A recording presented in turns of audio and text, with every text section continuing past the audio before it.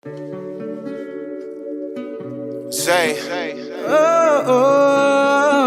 Bells. Yeah. We've been called to be evangelists.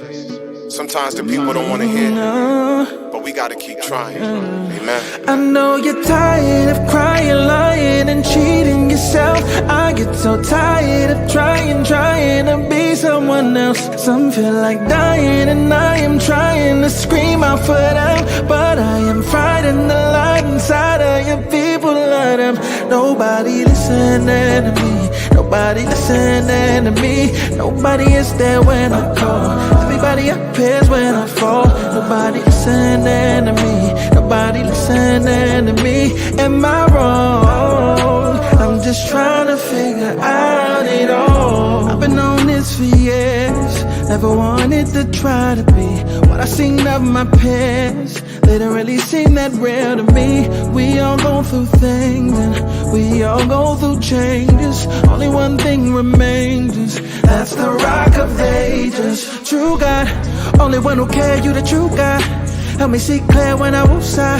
So I go and pray, get what you got, oh, hold me down. Everything I needed, you told me how I could receive it and own it now. I'm a dance, so I need to get on it now. I know you're tired of crying, lying, and cheating yourself. I get so tired of trying to be someone else. Some feel like dying, and I am trying to scream out for them, but I am fighting the light inside of your people. Let them.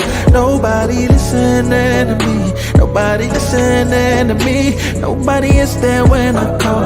Everybody appears when I fall. Nobody listening to me. Nobody listening to me. Am I wrong? I'm just trying to figure out it all. I ignore whatever they try calling me, but I still put in work for them all to see. And not for them liking or applauding me, but serving like Christ is what it ought to be. When you say no matter, I'm his pottery. He knows what the fruit is when it's on the tree. I'm praying for his ways to stick on to me. I'm his child like a son that sits on his knee. Yeah, my loved ones I want to speak to. Sometimes the hardest to reach are those who knew you before he redeemed you. There's a different lens that they see through. Some of them witnessed your fornication, your lies, lust, and greed too. But if they're honest, they also admit they saw the change. I tell them it's through repentance in Christ that I overcame. When I say I'm Christian, they think religion is all the same. Whatever, I just pray that they will call upon his name. I know you're tired of crying, lying, and cheating yourself.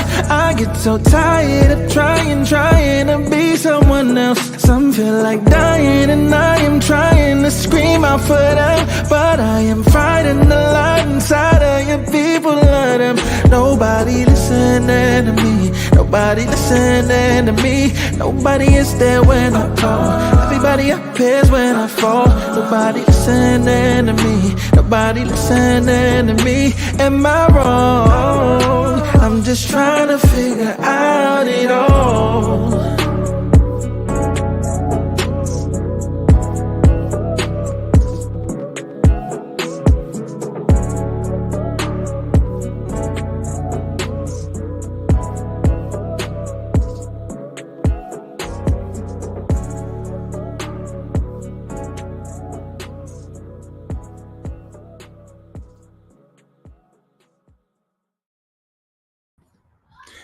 Yo, salute, good evening and God blessings to you.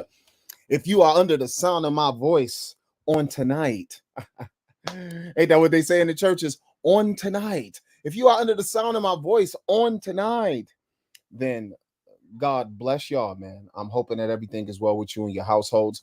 Welcome to Friday Night Frankincense via the Bible Dojo on YouTube and Facebook, and via the Friday Night Frankincense House on Clubhouse. I hope everyone is well. I hope y'all in good spirits, and I'm hoping that y'all feeling a little talkative. And you know what? Even for those who might just type and listen in and express their opinions in the chats on all three platforms, I appreciate you all as well. Welcome to the Bible Dojo via the Friday Night Frankincense House, because that's, at the end of the day, that's really home base. It's your brothers at Akban Israel, aka the God Hop MC, hashtag just the vessel. Nobody special. Peace and blessings to all of y'all who are recognizing, quote unquote, the Feast of Trumpets this evening, or some people might do it a few days from now. Some people probably did it 2 weeks ago. It depends on who you're rolling with and how they calculate and do all that good stuff. But we are definitely in that season. So all praises due to the Most High God.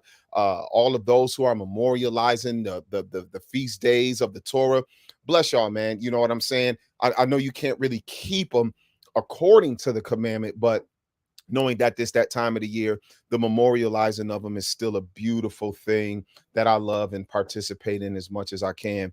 So with that being the case, brethren, it is your brother Cream Corn, because I'm running things. I'm running things. And tonight, I want to build. So do not be bashful. If you are on YouTube or Facebook, the link is pinned to the top of those comment sections. If you want to express yourself on this topic as you hear it developing, hit that link. When I see you in my back chat, I'll bring you up, or when I see you backstage, should I say, I'll bring you up and give you an opportunity to talk. For those who are watching, or forgive me, listening in on Clubhouse, if you want to talk, you just put your hand up. Myself or my bro, we could bring you up on stage and you'll get a chance to express your thought on this. But I believe that this is a topic of importance, because I'm gonna say I don't like the way women being dealt with in so-called church culture. I don't like the way they're being dealt with in a majority, in my opinion, in a majority of so-called Orthodox settings.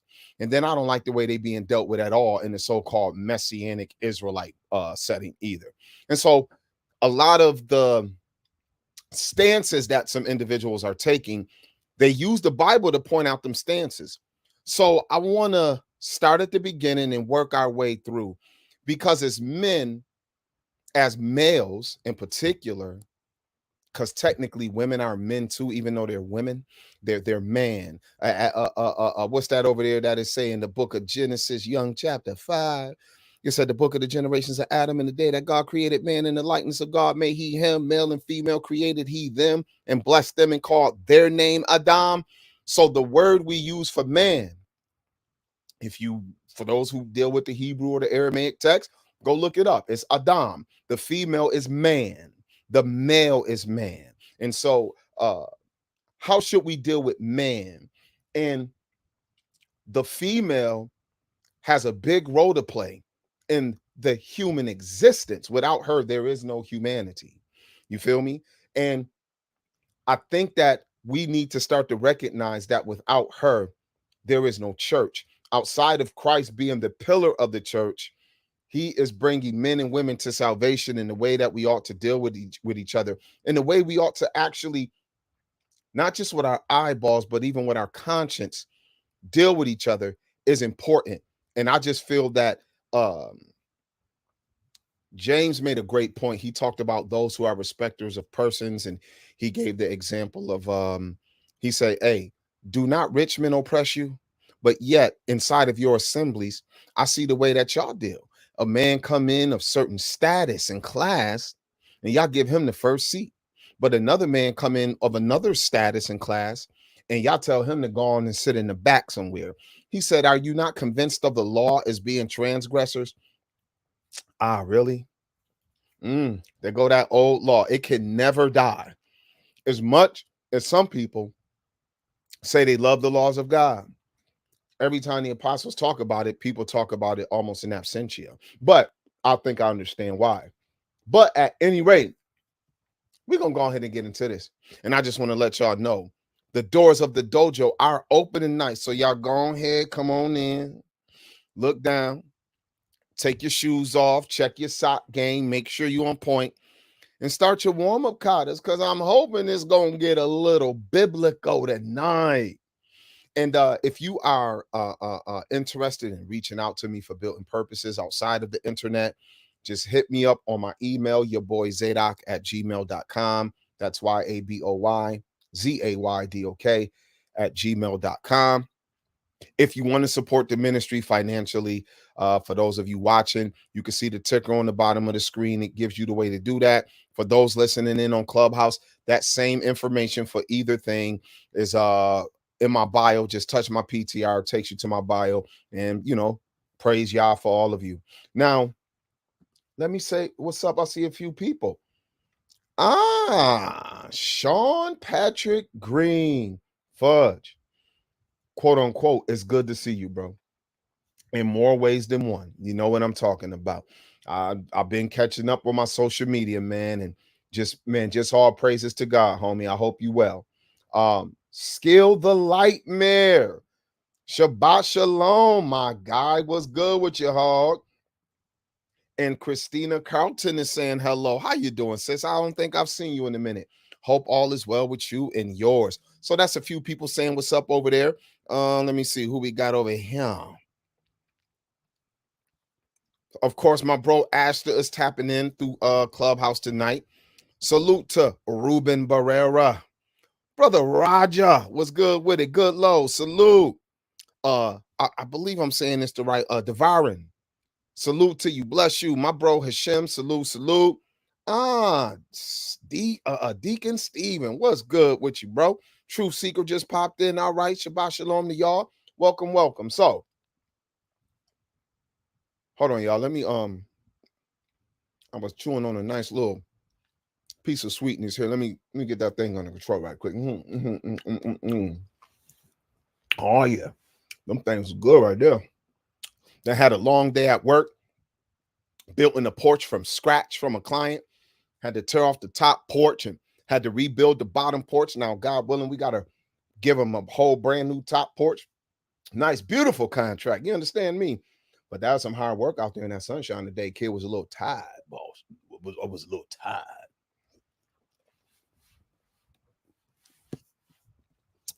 All right. So now let's talk a little bit. Brothers and sisters, I believe that just like I made that example about those who are respecter of persons and they've been convinced of the law as transgressors because of the way that they deal with the rich and the poor, I believe too many males in church culture are dealing treacherously at times and almost nonchalantly with women in church culture as if the female is a second class citizen in the body of Hamashiach, let alone in the natural world, in the more secular, just everyday run of the mill life narrative. Yes, even in American culture, even with the passport bros being out here, even with everyone complaining about the modern women. And I'm saying, damn, it's modern man complaining about the modern female because y'all, they got this thing about the traditional woman. And I found that most guys who are talking, they're not the traditional male. And so it's like the woman has changed, but men, like we're just here just trying to be loyal. And dudes got a whole bunch of bodies in their closet. They got a whole bunch of Jeffrey Dahmer in the fornication and whoredom world. Got a whole bunch of body parts in the freezer. Buried in the backyard. You grew up with your mama and your sisters, but you still couldn't control yourself. You seduced and lied and swindled chicks. And now some of the women you helped create, you hate that they exist because they proof for many of their current way of living. And for those who have repented from that way of living, who might be in the body of Christ, some of them haven't done a good job in being able to lead some women to salvation. They're because they're not necessarily preachers of the gospel. A lot of people repent for their own personal lives and may not have been blessed to by the Ruach HaKodesh to go out into the community and actually go back. How many guys have went and apologized to the girls who hurt you, bro? Because I'm pretty sure some of you guys have had your heart broken. But for those of you who was like me, I mean, I remember one time I slept with a girl just because I met her through a guy I knew. And I knew he wasn't about nothing. And when I found out he was messing with her, you ever been like that? I was petty like that. Like, he don't deserve to be messing with her.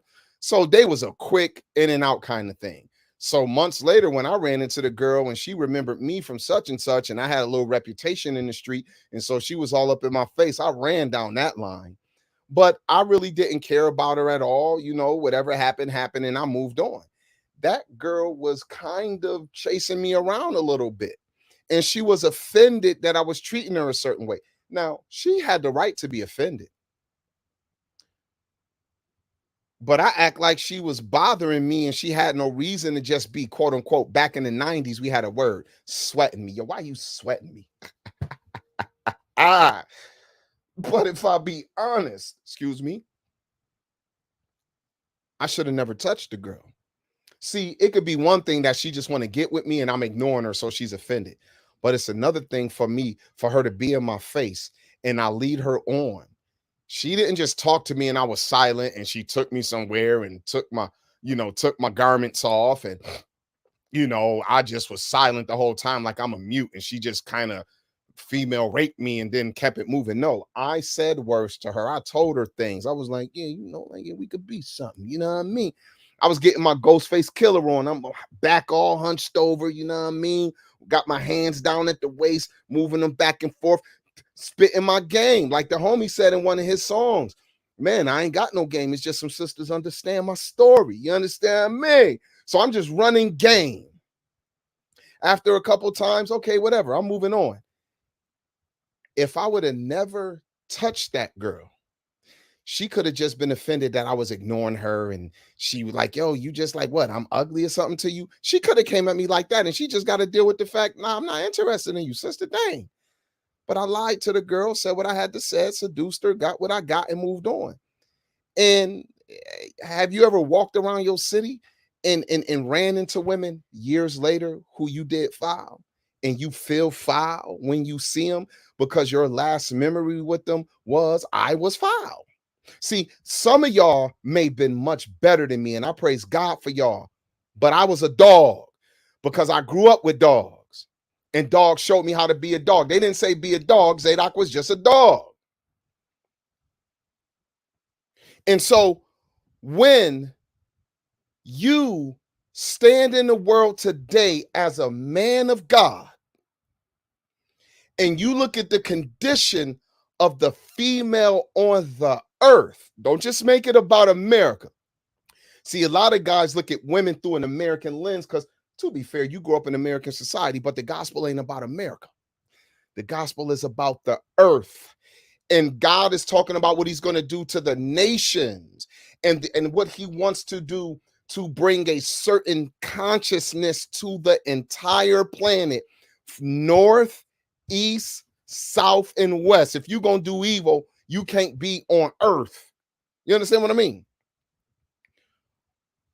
What is the scripture teaching us about the woman? What is the woman's role? Y'all know for many sisters, besides them repenting of their own sins in private to God, in the church, they just like secretaries. Cats hate Juanita Bynum. It's cats who hate damn Joyce Myers. Now, if you say their doctrine, I disagree with them doctrinally. Okay, then disagree with them because you disagree with way more males than you do them few female so-called pastors or whatever that got like big names like in American church culture, right?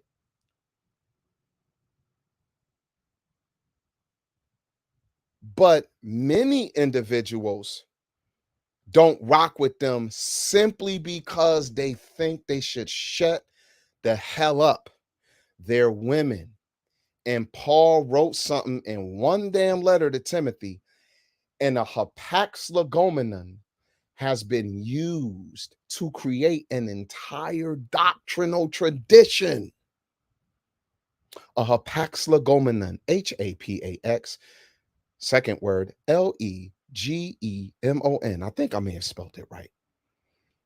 That's when you find one text or one statement in literature and you act like you read 5. You ain't read damn 5 scriptures, let alone 50, to give you the idea that you should create an entire doctrinal stance off of it. No cultural context, no understanding of the time and the place and what was happening with the setup of the church. But for some people, it don't matter. It's just like a lot of dudes is out of pocket, man. Now, women is out of pocket out here in these streets too. Don't get it twisted. Women are sinners. 2. So I don't mind order. I don't mind hierarchy. I'm a man who, by God's grace, just the last what September, just a month ago, I celebrated my 24th wedding anniversary. There's hierarchy between my wife and I. But guess what? There's hierarchy between my mother and I. I do not outrank my mama. My mother is over me. Now I'm a grown man with a beard. I ain't lived under my mama's authority in like 30 years.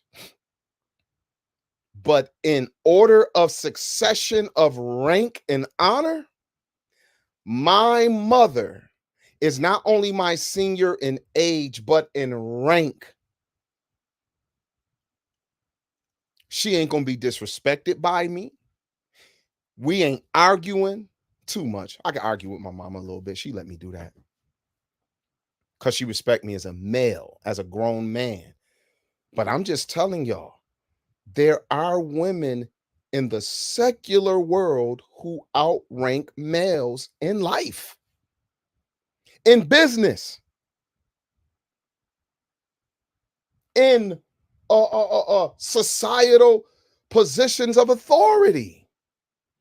So there is no commandment that God gave in the scripture that says a woman cannot outrank a man.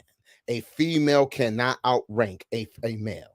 In the military, in politics, in Fortune 500 companies. Nigga, you work at Home Depot and the manager over your entire store is a she's the district manager. She in charge. Every head of Home Depots in 5 states answer to her. She outranks you on your job, in your company.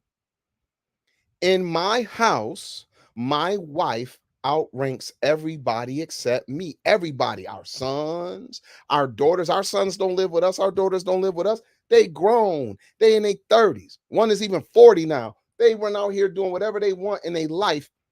But in life, my wife outranks all 3 of our male children.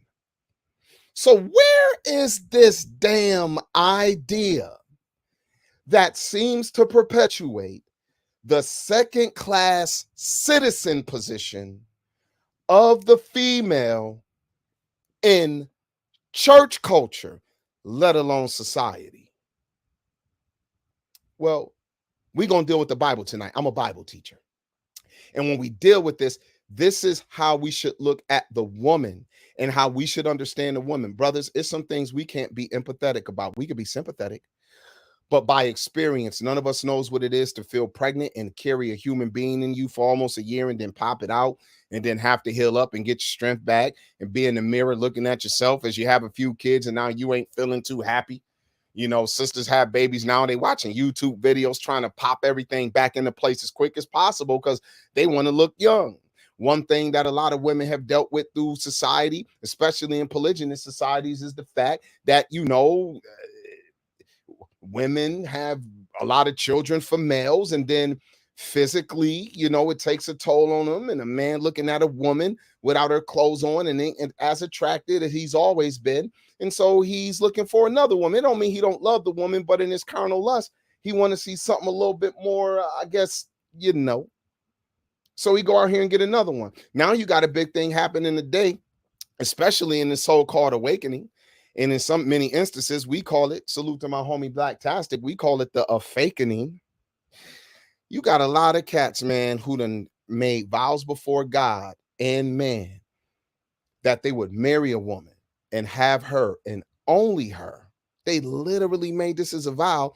All of a sudden, Negro done read the book. He done sat in some camp or a church or a class somewhere.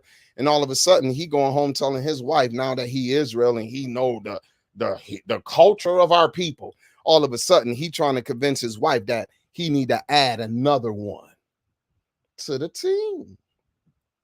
Now, to be fair, it's y'all do know that don't appall all women. I've met women who are for that. So salute to them if that's the type of time y'all on. But the vast majority, the 99 percentile point something percentile of females is not looking to share they man with no woman. You know why? Because women are very analytical creatures. They are creatures of the heart on a level that males always are not. And you don't even have to touch a woman.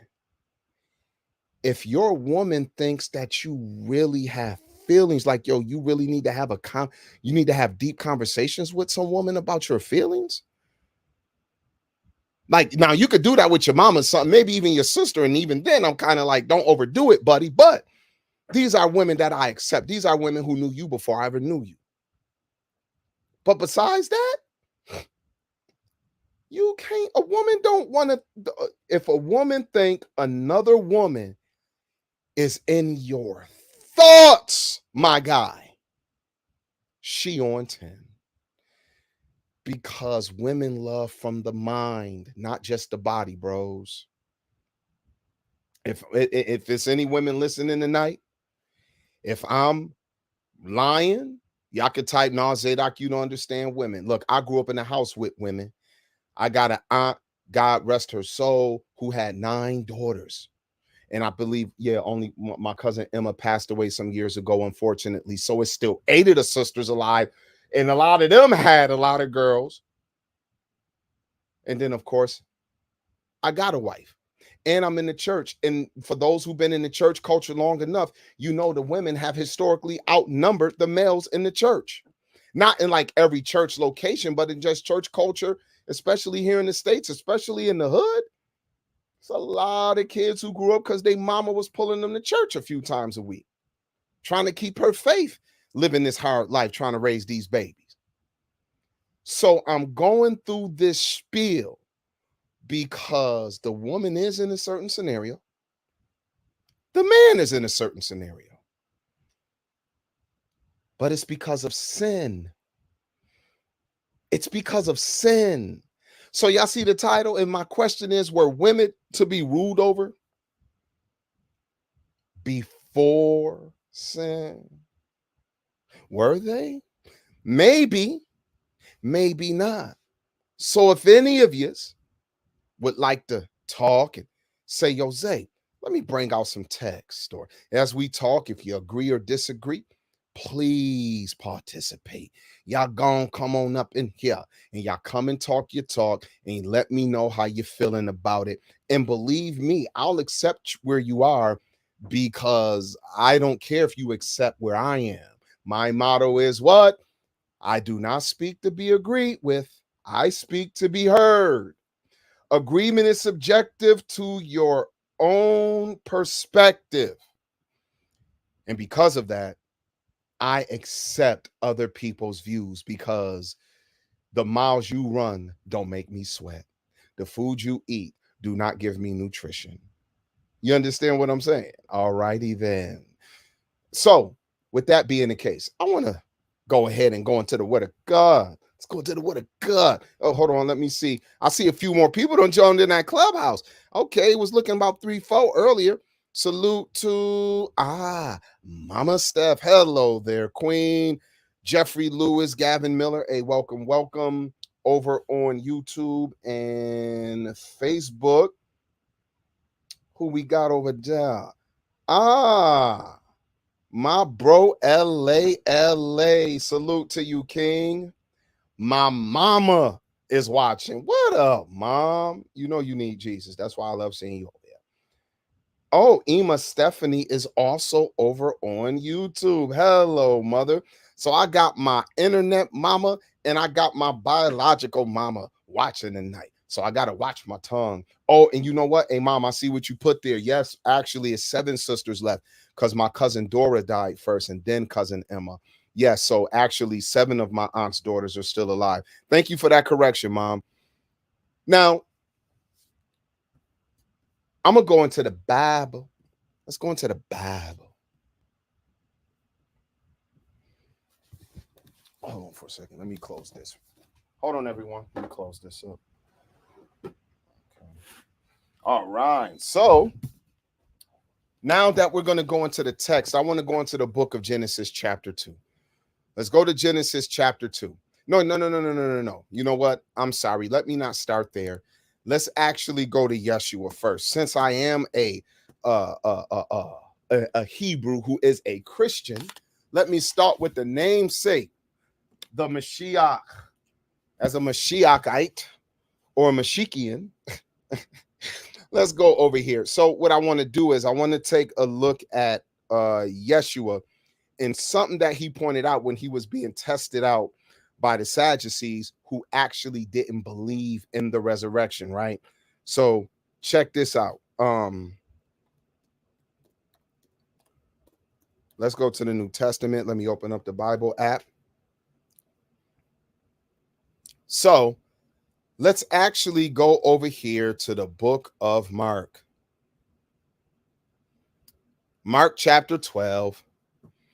And so when we get to Mark chapter 12, we're around verse 18. Now, hey, Asterion, I got you on the stage. Are you willing to read a little bit, or are you just hanging out eating pistachios, man? What's happening over here?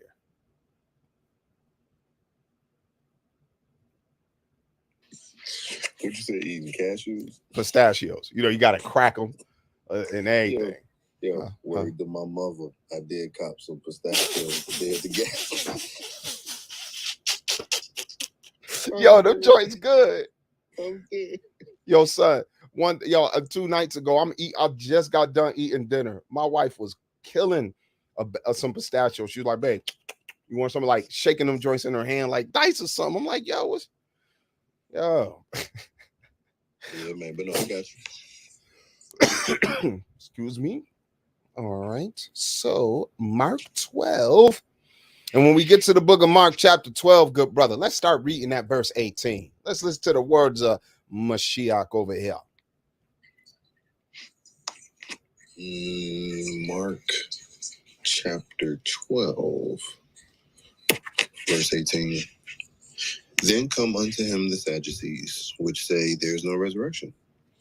And they asked him, saying, Master, Moses wrote unto us, if a man's brother die and leave his wife behind him, and leave no children, that his brother should take his wife and raise up seed unto his brother. Now there were 7 brethren, and the first took a wife, and dying left no seed. And the second took her and died, neither left he any seed. And the third likewise. And the 7 had her, and left no seed.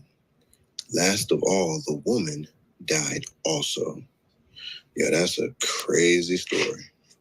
Right? In the resurrection, therefore, when they shall rise, whose wife shall she be of them? For the 7 had her to wife. And Jesus answering said unto them, do ye not therefore err, because ye know not the scriptures, neither the power of God? For when they shall rise from the dead, they neither marry nor are given in marriage, but are as the angels which are in heaven. Okay. No. That's good. See, what Yeshua did was he turned the tables because the Sadducees, in trying to trap him up and expose the idea of the resurrection of from the dead, they put, like you said, that's a wild story. It's a pretty well thought out hypothetical, right? Like, okay, so if we practice what people call levirate marriage, Rabbi, this woman, this, that, and the third. So, y'all believe in a resurrection and all of that. And this is just to let you know, like when people talk about Hebrew culture, what is that? Everybody didn't believe the same thing. You got, y'all do know the Sadducees were a highly aristocratic part of the nation of Israel. And they were some of the wealthiest, and they were highly connected to the tribe of Levi. And they were down for the modernization of the Israelite society, where the Pharisees were a little bit more strict, and they were kind of the people's champs. They weren't perfect, but they were kind of the people's champs, and were trying to be very holy and circumspect, to the point that unfortunately in their good intentions, possibly, they kind of got out of pocket and creating a lot of burdens on the people that Yeshua said, y'all hypocrites, because y'all put stuff on the people that honestly, and like, yes, he was basically saying in private, y'all ain't really about that life. Not in private, not all of you. Y'all don't really always hold to the tenets that y'all have put on the people. But at any rate, we got the Sadducees up the bat right now. Yeah. Uh-huh. The Pharisees were the protesters, the Protestants, or the reformers. Yes, you know what, they really were, bro.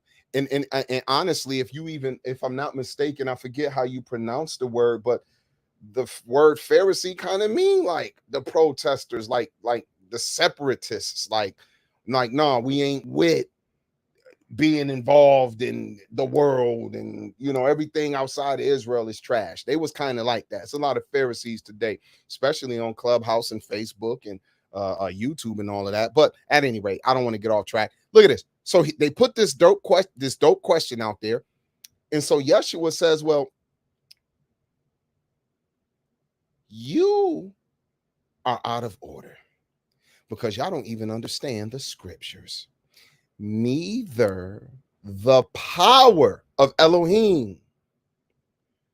For when they all rise, according to your hypothetical, I added that paraphrase in there, they neither marry nor are given in marriage, but are as the angels which are in heaven. So Yeshua is basically saying that woman will be under no man's authority, because what she will be in the resurrection and what they would be in the resurrection is similar to what the angels of God are. She won't be any man. She's not under some idea of a male resurrected one who she quote unquote lived with in her earthly flesh life, being her head, and who her desire will be unto, and who shall rule over her in the world to come when she is given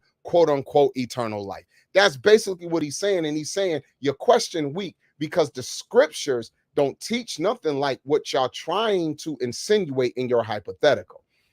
Okay, Ashta, I'm taking away from here so far that Yeshua Messiah is making the claim that there's a certain time where, in standing before God, a female is on the same level as a male, even if she, at one time in another scenario, may have, according to hierarchy, had been in subjection to that male. Is that what you're seeing there? That's what I'm seeing.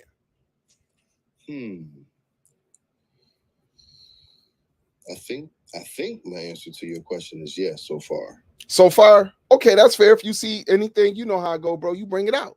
Now, for sure. Oh, and any of y'all listening in, all you got to do is put your hand up, put your hand up, put your hand up, put your hand up, and we'll bring you up on the stage. So, but you know what? Let's keep going. So look, bro,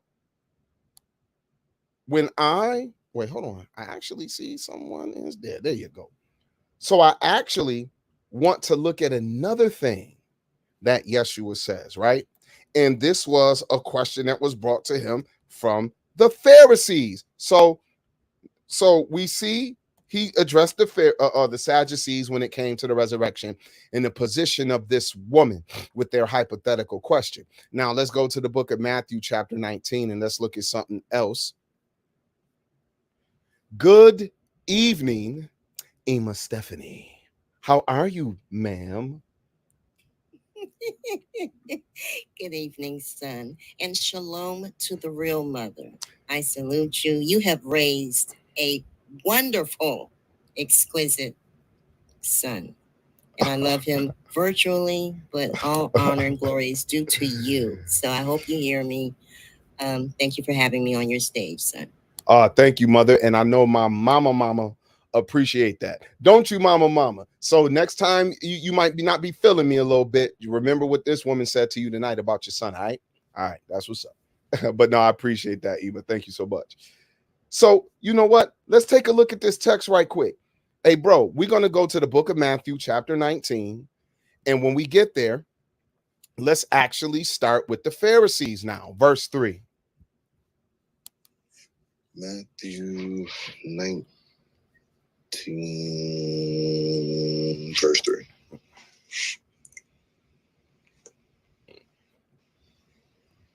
The Pharisees also came unto him, tempting him, and saying unto him, Is it lawful for a man to put away his wife for every cause? And he answered and said unto them, Have ye not read that he which made them at the beginning made them male and female, and said, For this cause shall a man leave father and mother, and shall cleave to his wife, and they twain shall be one flesh? Wherefore there are no more twain, but one flesh. What therefore God hath joined together, let not man put asunder. They say unto him, Why did Moses then command to give a writing of divorcement and to put her away? He said unto them, Moses, because of the hardness of your hearts, suffered you to put away your wives. But from the beginning, it was not so. Okay, hold on. Now, we know, if I'm not mistaken, the Apostle Shaul adds this thought narrative according to his understanding, his overall understanding, being blessed by the Ruach HaKodesh, and then also being an eminent Pharisee, growing up in one of the most eminent and premier schools in Israelite history, the school of Hillel under the eminent Gamaliel of his day and all that, at least according to tradition. So when you got this caliber of individual, he came to this conclusion. He said, hey, the law, which means that covenant the children of Israel was given, it was added because of transgressions. So he's saying that the law was given along with the sacrificial system and all of that because of the sin of the people. So Yeshua is basically, in a nutshell, answering the Pharisees saying, look, you all have made up some way of looking at this, but a man should not put away his wife for every cause. That's how y'all are thinking. Now, before I go further, I want to state this. I'm not even under the impression he was saying, well, Moses said to put your wives away for any reason because of the hardness of your hearts. He said Moses, they asked, why did Moses then command to give a writing of divorce? So they've interpreted Moses a certain way. That don't mean that's what Moses necessarily meant. That's my first contention. My second point would be, Yeshua's answer is simple. Well, Moses, because of the hardness of your hearts, suffered this. Brethren, Moses understood what? I'm going to look up this word right quick. Let's look up this word right quick. When it says the hardness of your hearts, here in the Greek, sclerakardia, okay? Hardness of heart, destitution of spiritual perception. Okay, the characteristic of one who is hard. Let's look at the Vine's Expository Dictionary of New Testament words. And it's not that deep. Hardness of heart. Hardness of heart is used in Matthew 19:8, which we just read. They also said in the Septuagint, check this out, it is used when you look at Deuteronomy chapter 10 and verse 16. What does it say? What does it say there? Y'all remember when this is the first time that circumcision of the mind is stated? Moses said, circumcise the foreskin of your heart and be no more stiff-necked.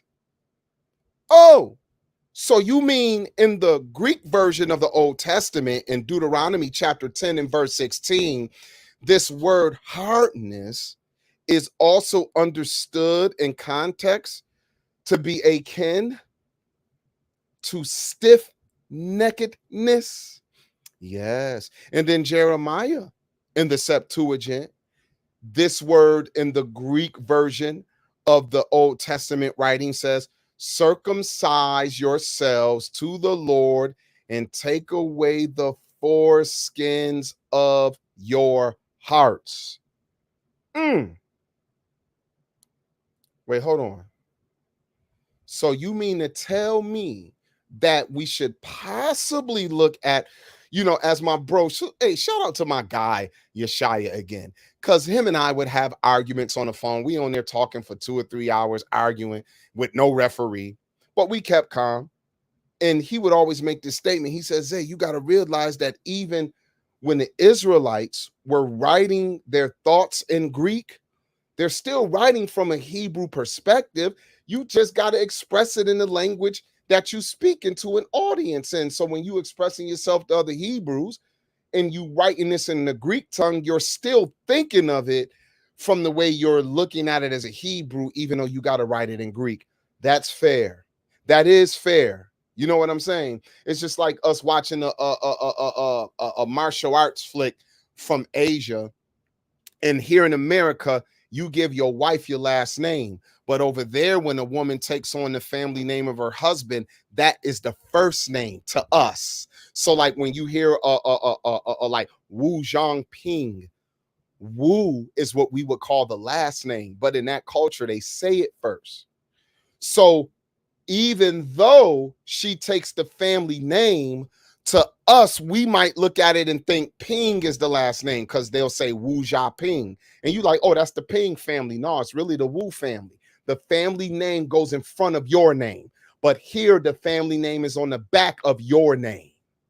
It's all about the societal construct, no matter what you're trying to say or make it palatable to the tongue thrusts of another language.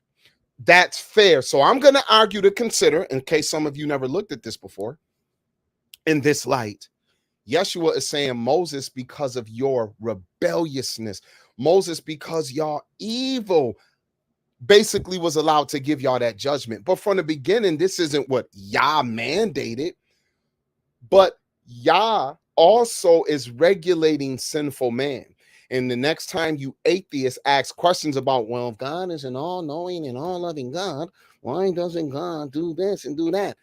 Why don't you admit God is not dealing with perfect men? He's not calling for imperfect human beings to do things perfectly. He's calling for them to raise the standard.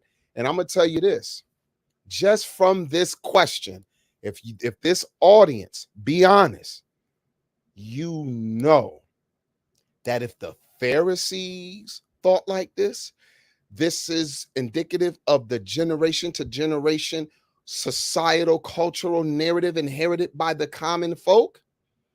Women were heavily oppressed in that society.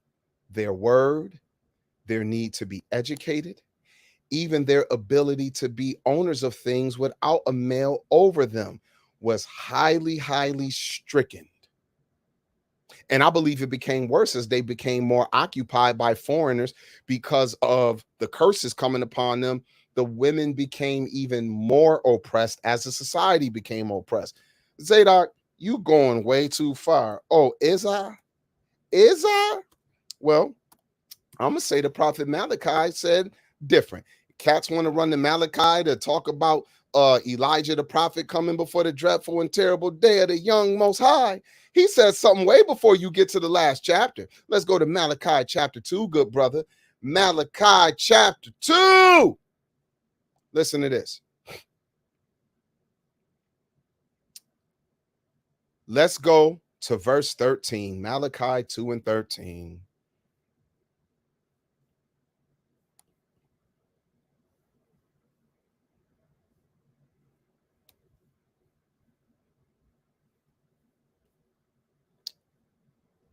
Are you there, Asterion? Yeah, I actually got this joint highlighted in the Bible. Oh, okay. But yeah, let's go there, bro. Where we at? Malachi 2 and 13 when you got it. And this have ye done again, covering the altar of the Lord with tears, with weeping, and with crying out, insomuch that he regardeth not the offering anymore, nor receive it with good will at your hand. Yet ye say, wherefore?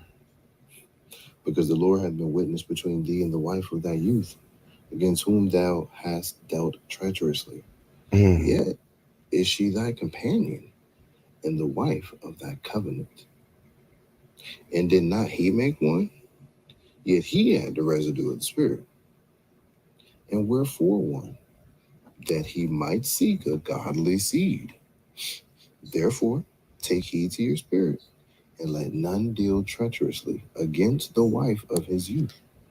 We can ignore, because it don't get said that much, we can ignore that young Yahweh had a big issue with the male patriarchal led society, that because of what Yeshua called their damn stiff-neckedness, it resulted in women who were under covenant being dealt with treacherously. And he said, yo, man, he said through the mouth of the prophet, yo, you better take heed to your spirit, Brody.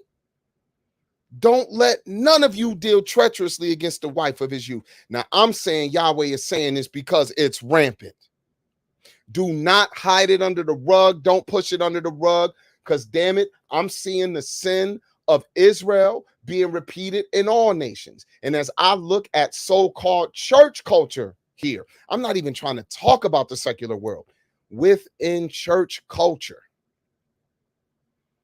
many individuals still are looking at women with the eyes of the flesh. Yet the apostle Peter said, when it came to the believers, he said, from this point forward, we know no man after the flesh. Damn it, that included our sisters too. We don't know them after the flesh. We only watch them for righteousness. What is righteousness but the words, the bar, the mitzvah of the Most High? Whatever he commands and says to our sisters and our brothers, let us be found doing it. Now, at another time, I don't mind dealing with the things that might be hard for sinful women to accept when it comes to how the Most High has set up the sinful world to set checks and balances. But I respect the position that the female is in. I also respect the position that the male is in. And there are things that we have to deal with because we are in our sinful nature. But I'm going to argue that the more that a male and a female look like Christ in the conscience, which will result in the way that they carry themselves physically, a man shouldn't have too much to say to no woman. And a woman shouldn't have too much to say to a man when it comes to reproof and correction and instruction. I don't want to be, I don't like telling my wife what to do, let alone any other grown woman. But sometimes I got to.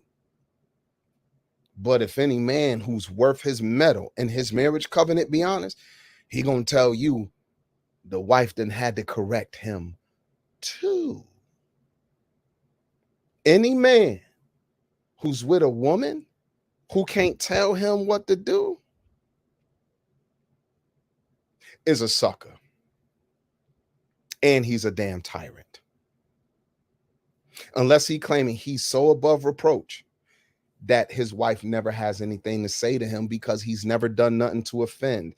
He's never done something in his conscience and made a bad decision that could have put them in a financial burden, could have put them in physical danger. He could have did things in a way where now the woman isn't getting the attention she needs. You know, a woman can lose attention. I mean, even in a society like Israel, where the Most High didn't ordain polygynous practices, but he didn't prohibit them.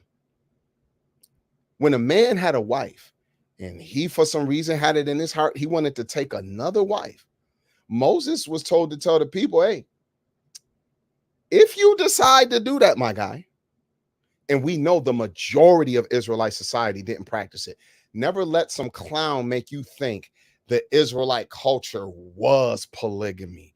It was not. It existed just like it did in all the ancient Near East. But it was not the culture. It was not the rule. It was the exception because the man needed resources to do that. And he was under a strenuous situation to the point that in the text, I see no poor average man having more than one wife. Every man, whether it was damn Elkanah, who was the husband of Peninnah and Hannah, whether it was Jacob, who inherited all the wealth of Abraham via Isaac, whether it was Abram himself, but then in between them two, Isaac, far as we know, was only with one woman until the day of his death. Then when you get into the Israelite nation and so on and so forth, you start to see I guarantee you, every single man that a Negro would open up the book and try to show you, look, see, the people was doing this. I bet you he show you a severely wealthy man. Anybody want to bet Zadok some bread? I bet you he won't show you me, a man who working by the skin of his hands every day to eke out an existence on the planet. He ain't gonna show you me. And I guarantee you, he probably ain't gonna show you name one of these Negroes in this chat tonight on all platforms. And if you are, then, so be it. You know what I'm saying? I'm not gonna say that what you can and can't do or nothing like that. But don't use that as an excuse, because Moses told the guy who decided to go that route, hey, man, if he do add, when it comes to the food, clothing, and shelter of the first wife, it shall not decrease in any way. And if you, for some reason, can't keep her standard up, then she shall be let go free. And you shall not send her out empty-handed. How about that, you polygamist? You want to do that? Cool, that's on you, amen. But I think you better make sure that that's something you want to get into, because if and when it might go the wrong way, because now you starting to give, in the words of the great prophet Bobby Brown, that tenderoni, that new tenderoni of yours, all of this attention, and the other ones start feeling neglected, bro, you got to handle that. See, I don't need them problems. I won't have them problems. I don't want them problems. Not me. I'm not always as on point as I feel I should be with giving my one wife that God has given me the attention that she deserves, or even, let's say, sometimes might want. I'm too busy. Man, look, let them rich guys and, let all of that happen. And the every now and again rare example you might have of, see, it looked like it worked. I mean, point it out. I can't say it don't exist, but I mean, it is what it is. You know what I mean? I seen a dude riding through the hood on bareback on a giraffe. You know what I'm saying? Anything's possible. Had horse reins on it and everything. Anything's possible. So what I want to point out is that when Messiah makes his answer known to the Pharisees, he points to something in the beginning. So I want to go to the beginning. And once again, let me reset right quick. Salute and welcome to the Friday night frankincense via the Bible Dojo. It's your brothers at Achman Israel, aka Cream Corn, because I'm running things. And tonight we dealing with an all too important topic. I'm waiting for a brother to come on my stage and challenge me with the way that I'm thinking, because I would love to hear a good perspective that is not my own, that can try to say somehow I'm looking at the text incorrectly. And, the opportunity is there. If you're on Clubhouse listening in, if you're on Facebook or YouTube, the way to get here is known. Come holler at your boy. Now, let's go and look at something right quick. I want to go over to the book of Genesis chapter 2. Let's go there. Hey, brother Ash, you still there, bro? You with me? Genesis chapter 2. Okay. Genesis chapter 2. And when we get there, let's go to something right quick. Starting at verse 15, good brother. And the Lord God took the man and put him into the Garden of Eden to dress it and to keep it. And the Lord God commanded the man, saying, of every tree of the garden thou mayest freely eat, but of the tree of the knowledge of good and evil thou shalt not eat of it. For in the day that thou eatest thereof, thou shalt surely die. Mm. And the Lord God said, it is not good that the man should be alone. I will make him a help meet for him. And out of the ground the Lord God formed every beast of the field and every fowl of the air, and brought them unto Adam to see what he would call them. And whatsoever Adam called every living creature, that was the name thereof. And Adam gave names to all cattle, and to the fowl of the air, and to every beast of the field. But for Adam there was not found a helpmeet for him. And the Lord God caused a deep sleep to fall upon Adam, and he slept. And he took one of his ribs, and closed up the flesh instead thereof. And the rib, which the Lord God had taken from man, made he a woman, and brought her unto the man. And Adam said, this is now bone of my bones, and flesh of my flesh. She shall be called woman, because she was taken out of man. Therefore shall a man leave his father and his mother, and shall cleave unto his wife, and they shall be one flesh. And they were both naked, the man and his wife, and were not ashamed. Hey, Ashton, can I ask you a question? Can I ask you a question, good brother? And this is a serious question. It might sound a little weird, but check this out. Are your flesh and your bones your equal? All right, let me process that for a second. You prefaced it by saying it would be a little weird. So give me a second. Are my flesh and my bones my equal? Yeah, you stupid. Are my flesh and my bones my equal? I'm gonna say part of me absolutely. Equal, oh damn. No. Okay. You know me. Right. That's why I asked you. These people don't know you like that. Yeah, no, respect. this the nigga who pulled pink out of the color red. We know that pink is in red somewhere. He gotta pull it out, even if we looking at red. Hey man, for the sake of conversation, we gotta explore it all, man. Like, yo, pink is in there. What you mean pink is in there? Like, yo, it's pink a shade of red. Now you like, yeah, but that's red. But I ain't saying it's not red. I'm just saying pink is in there. That's my guy. If it's in context. If it's in context, yes. I gotta remember. I gotta remember that part. If it's in context. But yo, Ash, that's a good answer. So on one hand, you could say, well, my bones and my flesh are a part of me. But there honestly is no part of your body that's not your body. So even though you might have parts that's hidden and more private and parts that are more exposed, overall, in my opinion, your bones are you. You are nothing without your bones. You're not alive. You're not animated. Like you're done. So whatever is you is you. It's like asking if your thoughts are equal to you. Then your thoughts. That's all you have. You don't have nobody else's thoughts. So your thoughts are you.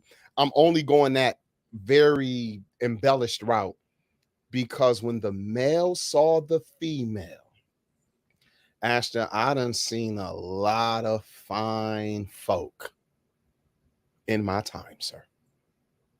A lot of them. Can you imagine, bro, what that male thought and felt like in his being when he opened his eyes? Something only God knows. And that female was there and she looked like him, but yet she not him. She's something else. Something only Adam knows. Something only Adam knows. Oh. It's why I don't understand like male on male attraction and stuff like that. And you know, that part of man. because all I know is that it just seemed like, yo, those over there, they not us. And we want them. Like, we want to be with them. Hey, can you come over here and be with me? I'm telling the homies, hey, I'm slapping dudes up, giving the pound and the little elbow bump. I like y'all. I like being around you brothers. But when I got at home, I love her. I like being around her. Just the tone, her vocal tone. Just when a woman talk, just a woman coughing, damn it, is different from me. The vocal tone, the body, the size, the way that they're just different from us as males. Everything about a woman is glorious. I'm talking about even in sin. In my sinful mind, the sinful woman is glorious. In my righteous mind, the righteous woman is glorious. But either way, no matter what mindset you in, the female is a beautiful, it's the most, there's nothing on earth or in existence that is more excellent to us than them. Unless we're so damn arrogant that we're we like Rick ravishing Rick Rude or something, like we in love with ourselves or something. You know what I'm saying? But outside of that, bro, you know the point I'm making. And honestly, whatever Adam felt, every male who has been loved and cherished by a female know what he felt. But he just had the first experience. And this is what make it crazy. We're supposed to believe in this narrative. He was by himself. And he even seen that other creatures had an opposite of their kind. But he had no kind of partner for himself. And the Lord was like, it's not good for him to be alone. And I'm not like, I don't think this is when the Most High thought, you know what, I need to create a female. No, I believe she was always in the plan. But it got to the point where the Lord seen he need to bring her forth. And he put this man, said he caused a deep sleep to fall upon a man, took a body part from him, or one guy said he took DNA. He took matter. Okay, well, however you want to say it, and constructed her. Cool, bro. Do you know that from this point up until their fall, there's a lot of assumption that I hear tossed around in Bible reading church culture when it comes to what happened between the male and the female. Now, to be fair, I got my own conjecture because I could put forward what you can't necessarily explicitly read in the text. I read a lot of Hebrew mythos where the Israelites have traditions that go outside of our standard so-called canon, and that's cool. There are other cultures that have some of their idea of the male and the female in the beginnings, and that's cool too.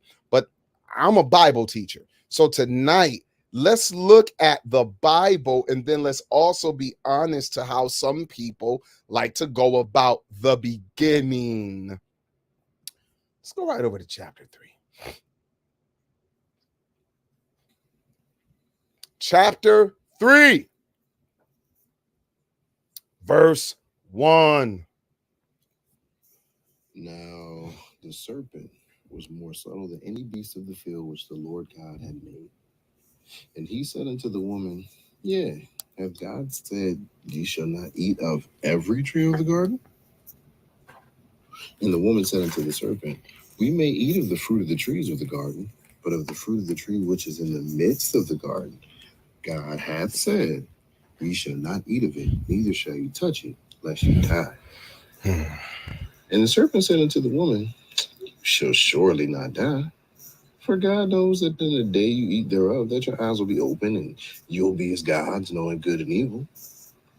And when the woman saw that the tree was good for food, and that it was pleasant to the eyes, and a tree to be desired to make one wise, she took of the fruit thereof, and did eat, and gave also unto her husband with her, and he did eat.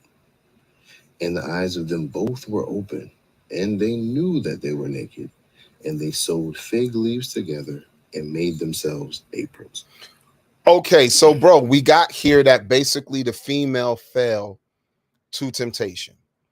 Let me ask you this, Astor. Do you think it would be going out of pocket or be too ridiculous a conjecture to perceive that this wasn't the first time that the female was tempted? Neither her nor the male. Do you think this was the only time that the serpent came at the male and the female? I don't think that the question is out of pocket. Okay. But I do think that because we have no evidence to either answer, that it's a question from silence. Like, we can't really do nothing with that. Maybe it wasn't the first time. Maybe it was, but we don't have anything to prove us otherwise, other than our own conjecture, which is cool, but we all have our own conjecture. Great. That's fair. Let me ask you this. How old do theologians claim Yeshua was about when he started his ministry? How old was he? When he started his ministry, late 20s. Right. 30. No, about 30 or something they claim. When he started? Yeah. Okay. They'll claim he was about 30, right? As a matter of fact, I think it might be written in one of the memoirs that he was about 30. I believe it's in one of them. But look, all I got is Nas lyrics from one mic in my head. Jesus died at age 33. That's 33 South. Yo, bro. Go ahead. Nah, son. Nah, you not gonna do that. Y'all remember one day? Yo, bro, we was having a biblical discussion. This is back. I'm gonna say this is like 9-7, 9-8. I got my man Bashambe, right? It's me, Judah, and a few other homies, and one of them is my man. We called him Busy B. He was heavy Rasta. We used to listen to a lot of Rastafarian music, listening to Hugh Mundell and Peter Tosh and Ika Mouse. And Vanessa put me on to a lot of reggae that I still listen to this day. Oh, we's about that life. Reggae is dope, especially conscious reggae. Yeah, that's all. That's the only reggae I listen to. Right. Now, we was having a conversation talking about the word of God, and we just like, oh yeah, and then remember in Isaiah such and such, and Hosea say this. We on that type of time. How come my man B gonna say in the middle of the conversation, he was like, yo, that's crazy, because Hugh said in one of his songs, the whole room stopped. We said, nigga, did you just quote Hugh Mundell? We talking about the prophets, bro. And you gonna bring up a lyric from Hugh Mundell. That was funny. And that's kind of where I always get that. I'll say, like, in the words of the great prophet, and I'll just use an artist or a singer or actor or something. I've been stole that. I be flooring people with that when they hear that for the first time. In the words of the great American orator, Lil Boosie. CINDENDENDE. Do you know what that means? Y'all gotta forgive us. It's Friday night. Hallelujah. Johnny Kemp said just got paid. It's Friday night. Money in my pocket. I'm feeling all right. But for us, we pay bills, and now we don't go out on Friday nights. We stay at home and honor the Shabbat. So we still, you know what I'm saying? We we're a little bit humorous and all of that. I hope y'all not offended. And if y'all are, then you could leave and come back, or not at all. But at any rate, check this out, bro. If Yeshua was allegedly around 30 years old, it claims that after his baptism, the Spirit took him into the wilderness. He was there for 40 days and 40 nights. And after that 40 days and nights, he was tempted by the devil, right? Mm-hmm. Let me ask you this, and this is fair. This is conjecture. Mm-hmm. Do you think that was the first time Yeshua was tempted with sin in his life? No. Oh, why not? Well, because I understand that this is just my quick knee-jerk response to the why not question. Okay. Is that the condition that we live under, because we're born into sin, I think we're going to be tempted by it at all times. I think that might have been the first time that Yeshua was directly and specifically tempted by Hashatan himself in the flesh. Yeah. But do I think that was the first time he was tempted with sin? No. So when it goes to Adam and Eve in the garden, I look at that a little bit differently because they weren't born into sin where their flesh is prone to it. Like they had to get talked into it, like babies. And this is actually a good counter that me and Aisha was battling about a couple months ago. I think one Shabbat morning before our fellowship call.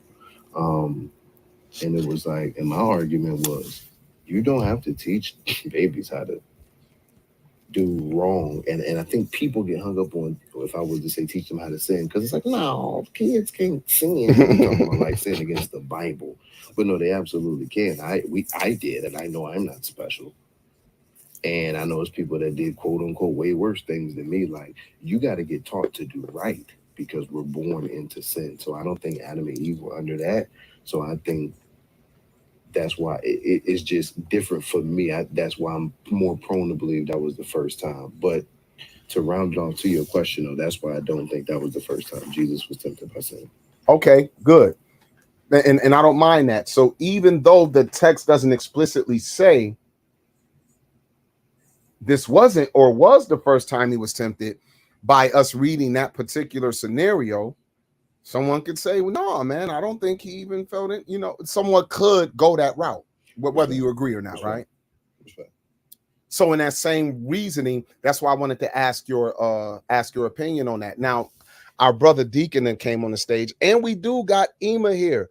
Ema, you done read this Bible, you done heard this stuff all your life. Ema, do you think that the male was possibly tempted before by the adversary? And then when the female came along, she was tempted too? Do you think when she fell, that was the first and only time she was tempted? Or may that just be the time the temptation succeeded? Those are like one or two questions.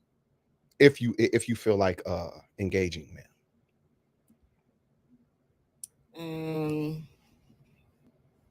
Now, since you asked, and I love you so much, this is what I will say. Okay. My mind thinks a little bit differently. Of course, I read a lot of extra things, so I'm going to try and stay telescopically focused on the Bible itself. Okay. Based on the fact that there was something added, that the proportion about when Eve said, God said not to touch it. Mm-hmm. Based on my reading, I know that was added. So I think that maybe her husband said, don't even touch it. I think the original command was, do not eat of this tree. Right. But maybe because she's been tempted before, he added that. Don't even touch it. Don't touch it. You know, as a form of reinforcement, whether it be positive or negative, that's reinforcement. So in my estimation, I believe it could have been maybe the second time. You might have told her something else. I don't want to argue from silence either. It's not there in the text, but thinking in a worldly manner, I would think it was not her first time, but that's just me. Okay. No, that's exactly what I wanted. Thank you, Ema. And I got the homie Stephen, the deacon, up on the stage. Brother Stephen, what you think, bro? Shabbat shalom to the room. Shalom, bro. Shabbat shalom to Mother Stephanie, as well as bro Ash Tyrion. Ash, is that your full name, or is that just your Heavens no? Heavens no. Thank God it ain't. No, that's my science fiction, high fantasy. Okay. Quick Greco-Roman flip. That's your Spider-Man pajamas name. Okay. No. That's my The Sims Age of Empires name right there. That's 95 on the PC. Shabbat shalom, bro. Yes, sir. And Shabbat shalom, Mishpaka. Thank you. Likewise, Mama. Concerning the discussion and the question regarding was, do I think that Adam was tempted to do the same thing prior to Eve? I would say from, just knowing the psychology of man. And if you look at scriptures like, I think it was the Apostle Paul that said, where there is no law, there's no sin, right? Or no transgression, rather. I think for the simple fact that the Most High gave a command not to, the temptation is birthed in the prohibition, with mankind. Even though he didn't have to succumb to the temptation, I think that it's just a part of the nature of prohibition. So that's my take on it. So yeah, to answer, yes, I think he probably had some curiosity or inquiries in his own mind of why not, whatever the case may be.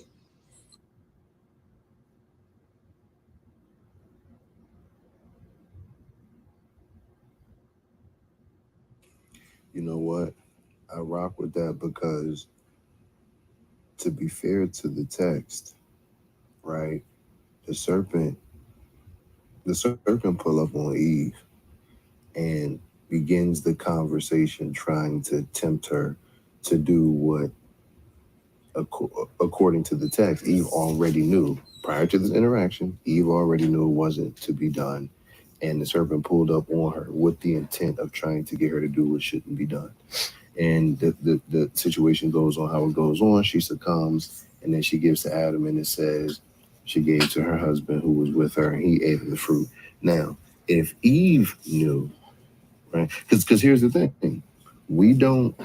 Wait, let me ask this question, Zay. Huh? If you back on. In that chapter, when the Most High communicates for them not to eat from the tree of the knowledge of good and evil, is that written in the text before the serpent pulls up on Eve? Or is that the first time we hear about it? Matter of fact, let me go back to it. Well, remember what you just read in chapter 2, when the male was set in the garden and was told what he was told, it was said to him directly. And we're under the impression that the female didn't exist at the time.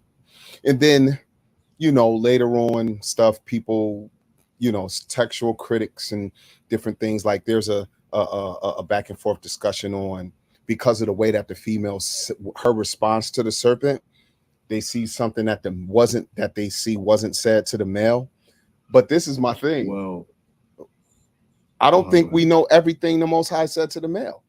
I think we're getting some mated statements. He made this statement, but it's like it's almost like in Acts 2 when Peter gives his big spiel on Yeshua, and then it says, and with many other words did he exhort them, saying, save yourselves from this untoward generation. The save yourselves from this untoward generation is a summation statement of the many other words he said. You get me? 100. So when we see that statement of not touching the tree of the garden, we have no proof that the Most High only said this, because in that case, then we can assume that the Most High never had discussions with the male. Like he never taught them, never said other things. So if the male said it to her, like Ema said, which is a possibility because of who knows what then happened and whether it was a negative or a positive affirmation, it could have came from the male. But I believe I can conjecture and make a good case for it possibly could have came from the Lord himself. But I'll get into that in a minute. But go ahead though. Make your because I think you responded to what Stephen was saying and adding there too. Go ahead, you got it. Right. No doubt. And I'm tracking what you was putting down. I'm picking up what you was putting down. Okay.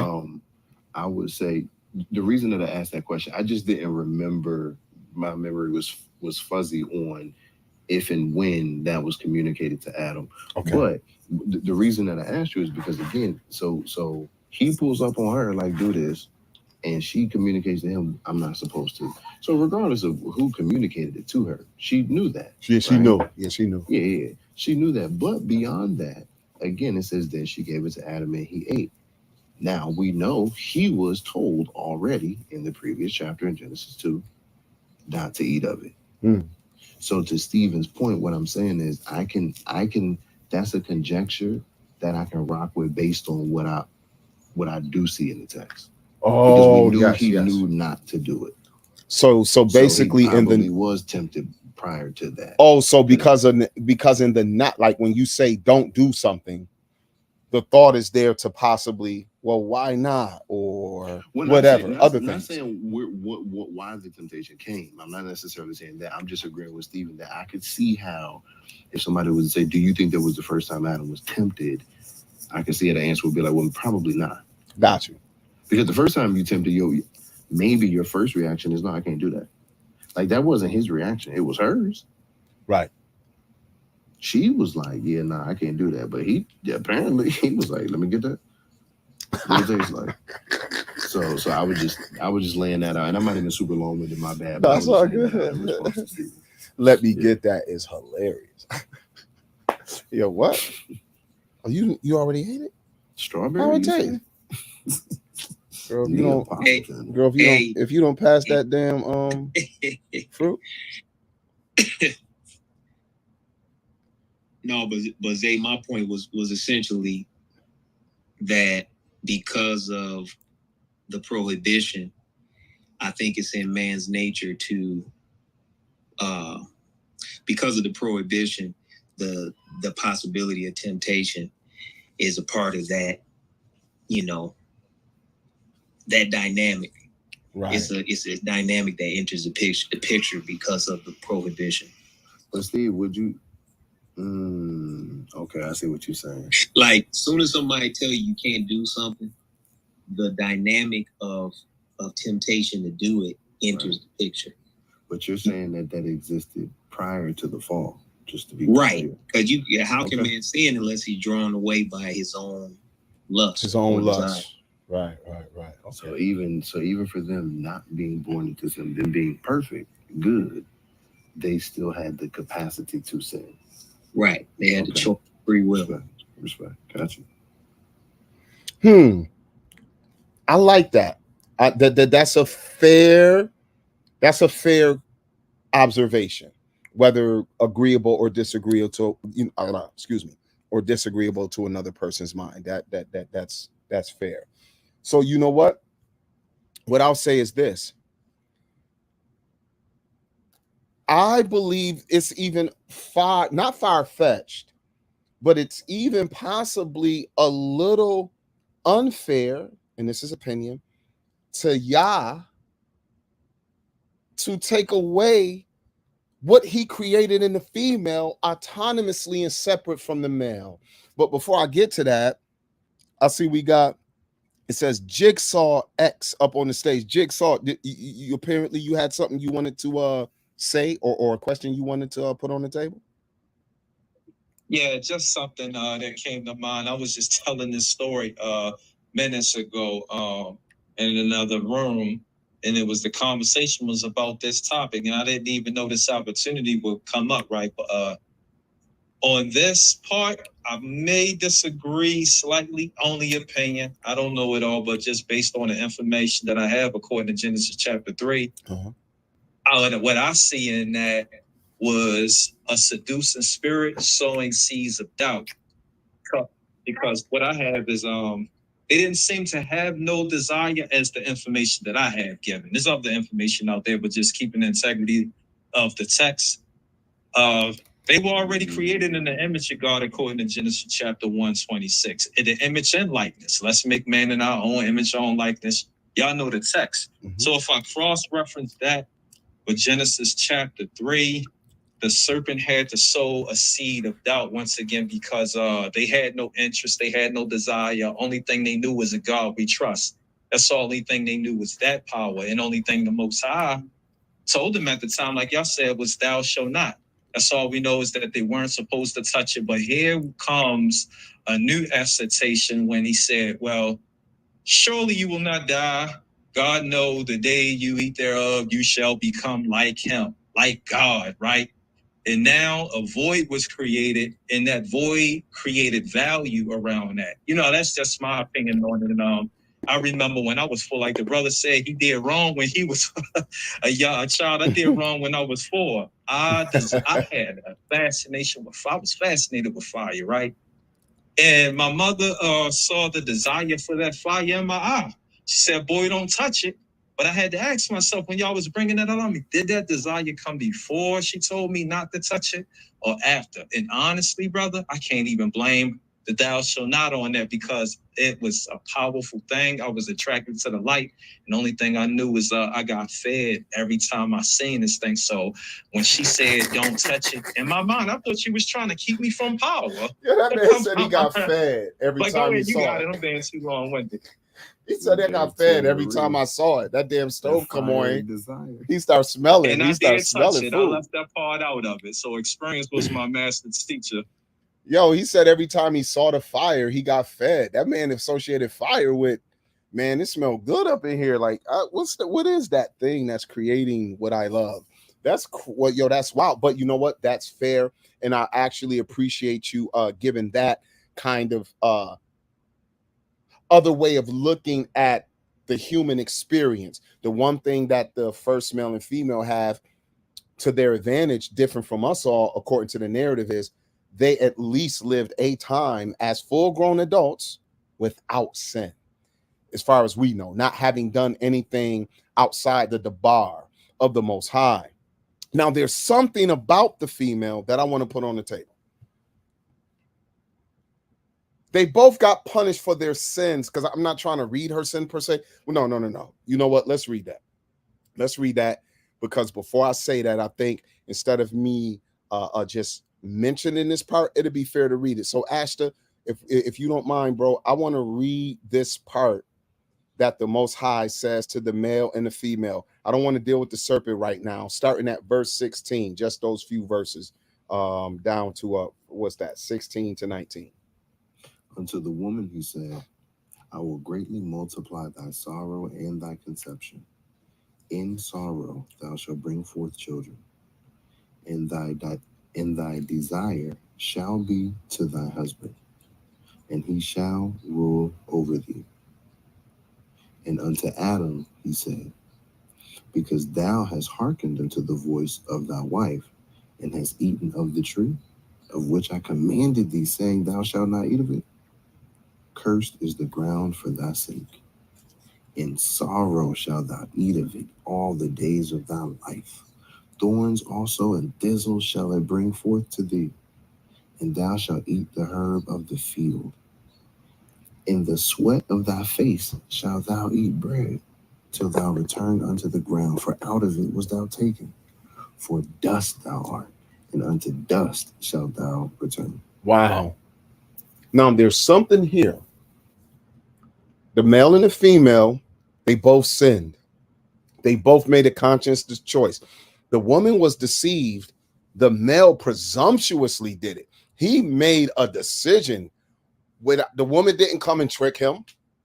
She literally seemed to have plainly put it in his face on what she did, and he decided to partake as well.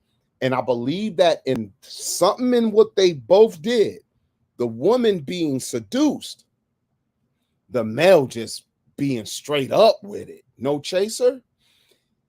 The punishments they got were separate. God spoke to the woman. He didn't need to clear it with the male. He didn't need to say, hey, you tell her this. Notice that. Do we underestimate Yahweh directly dealing with the creation of his own hands in the female? Now, I'm under the impression that these two beings were made, in a sense, let's say fully grown, for lack of a better expression. I'm not under the impression that Adam was running around as like a toddler and the Most High raised him, and he needed milk, so he gave him almond milk or something like that. You know what I'm saying? Like had him out there in the garden sucking on a cow udder or something.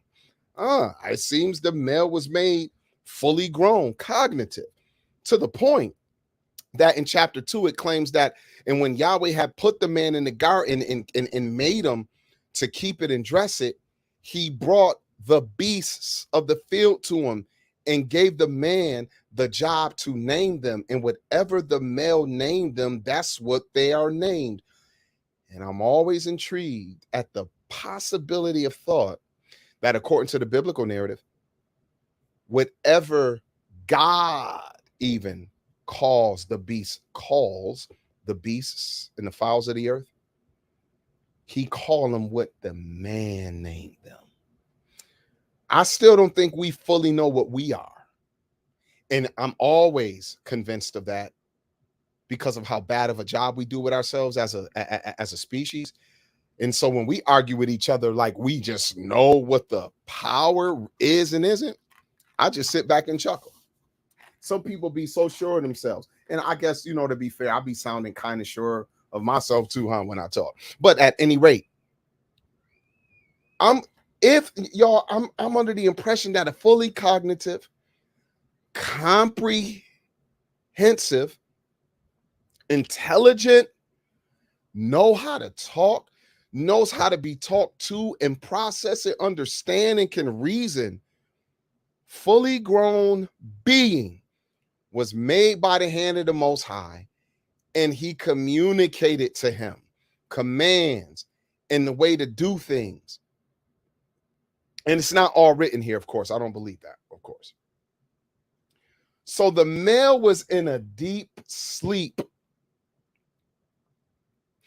and something was taken from him. And when it was brought to him, he said, wow, flesh of my flesh, bone of my bone.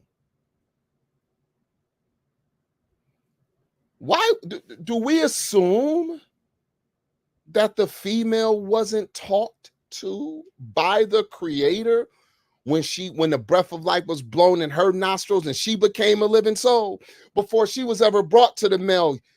Am I really supposed to think this creature wasn't autonomously every level of the male that she was constructed from? The man didn't make the woman. God made the woman. And he said it's not good for the man to be alone, and that he made him a help meet for him. Now in our King James Bibles, because I'm reading out of the King James tonight, it says the phrase, you know, speaking that Victorian English, a help meet for him, something agreeable for him. But I want to look at that right quick in the young Hebrew. You know, cats like to go to the Hebrew. So we're going to go to the Hebrew word ezer. And it carries, wait, where's the, where we at? Okay, here we go. What I got open. It's pretty simple. Here in the Brown, Drivers, and Briggs, help, succor, aid, help, one who helps, help, succor. Now, the word succor, because that's in that old English, and it's not a word we usually run around and may say that much in modern times. We say other words. We might say synonym words like a helping hand, aid, assistance, but the word literally means assistance and support in times of hardship and distress. Assistance and support. Now, when you're in hardship or distress, you in difficulty, the right help, the thing that can come to your aid and possibly save you, lighten the load, has to be as competent, or in some situations, possibly even more competent and gifted than you might be in a certain task. Your car break down. You know what the hell, who the help me is for you at that time? Your cousin who know how to work on cars, or Midas, or one of them places. Because in your time of distress with your motor vehicle, these people will come to your aid and assistance. You on the side of the road, either 1-855 help or one of them, what's that joint? AAA pulling up on you because your tire flat and you ain't got a spare in the car. They got to have the tools and everything to help you in your moment of need. They might even be more experted in that certain thing. I'm going to argue the female in every way was equal to the male, because she's the help meet for him. In certain situations in life, the Lord might send you another male to be a help meet for you in a certain scenario. This woman, I'm going to, for the sake of being fair to our consistency, I'm going to conjecture the Most High told her himself, pointed out everything to her, and it was reinforced by, if you will, one who I would say they were like brother and sister in many ways. They were no different from the, well, outside of their at one time being without sin, they were no different than the males and females they produced out of their bodies. Hebrew mythos even claims that when Cain was kicked out of the presence of God and his family, he left with his sister. I think Josephus might even dare to name his sister. How about that? His sister, his mother's daughter, took her with him to the land of Nod. You know, people get into it. Where did Cain's wife come from? Where the Hebrews at least have a mythos, and it never involved other humanoids, but that's a whole nother discussion. So if my conjecture has any merit, I don't think we should make it seem as if this woman was like a damn child being brought to the fully grown, fully cognitive male. She had to be ready to assist this man. Now, of course, once she's with him, he can show her, yo, this is how I do it. This is, hey, y'all got me doing this. Y'all got me doing that. But why would I assume y'all didn't tell her what she is, who she is?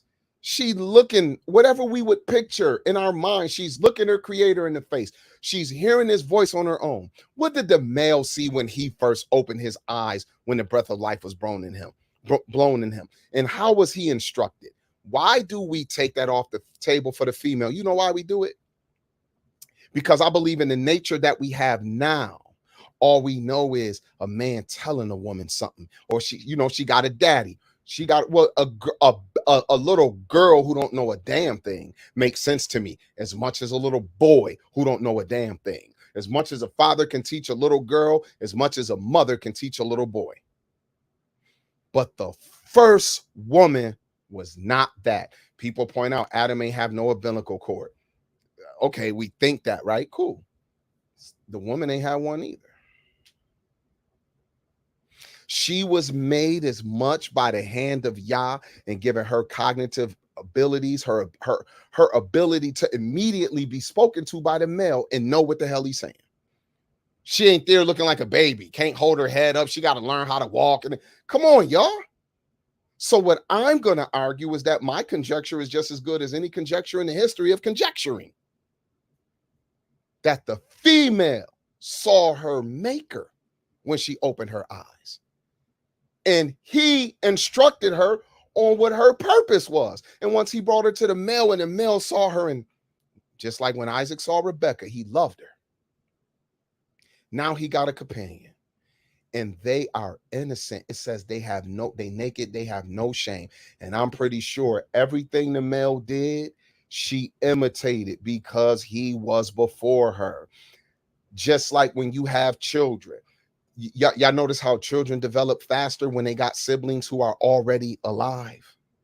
Any parents know, more than likely, as you had children, you saw how quick the other children might walk, might talk. They get their motor skills quicker because the other kids are going to give them so much attention and just be in their face and talking to them and trying to get them to move around and do stuff. And you like, hey man, dog, hey, leave her alone, leave your sister alone, leave your brother alone, because they're big. Your kid 4 or 5 and trying to get the 6-7 month old to be with them. So they're going to talk to him and they're going to do things. And that kid, as it develops, is going to want to run after the older one. And that immediate situation of position seems to be natural. I don't see the male ruling over her. I do see him teaching her. I do see him guiding her. But I'm going to tell y'all this. if she's the help meet for him, how do we possibly allow our minds to assume that the help meet for him to assist him isn't sometimes able to show him a better way of doing things? I'm going to stop. And I'm going to, at least if anybody in the audience, any of you on YouTube and all that, hey, the link is in the comment section. Y'all could come back here and talk. Y'all know y'all could come back here and talk. And for those of you on Clubhouse, if you want to say something, you just put your hand up. But Ashta,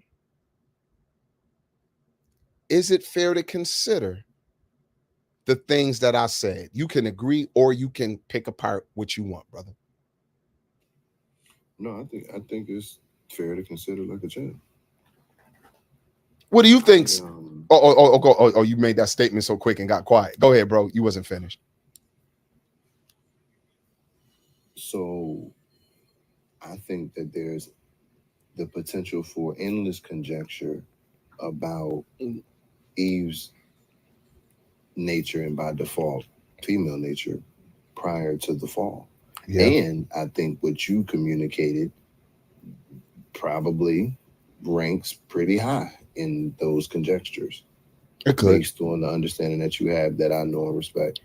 But, and so to the question of the title of tonight's Friday Night Frankincense, which is burning and smelling good. Smoky is principalities and it's principalities.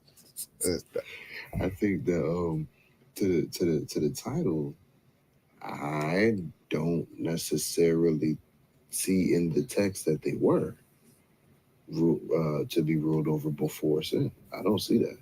Now, post sin is a different context, and you don't got to go far because the curse itself says that your desire will be for him. And you actually just read it, didn't you? Exactly. So yeah, but to what you laid out, I can't find any fault or disagree with that conjecture at all, and I'm tracking. Okay, that's fair. Ema, are you there? You heard me running my mouth. What do you think about my conjecture? Do it have some merit?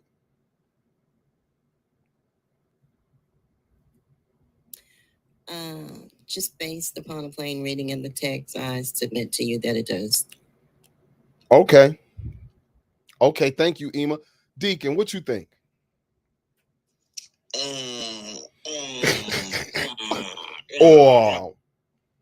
Somebody get the offering basket. If you want to donate by Cash App, what's your Cash App? Say it out to God Hop MC 1973.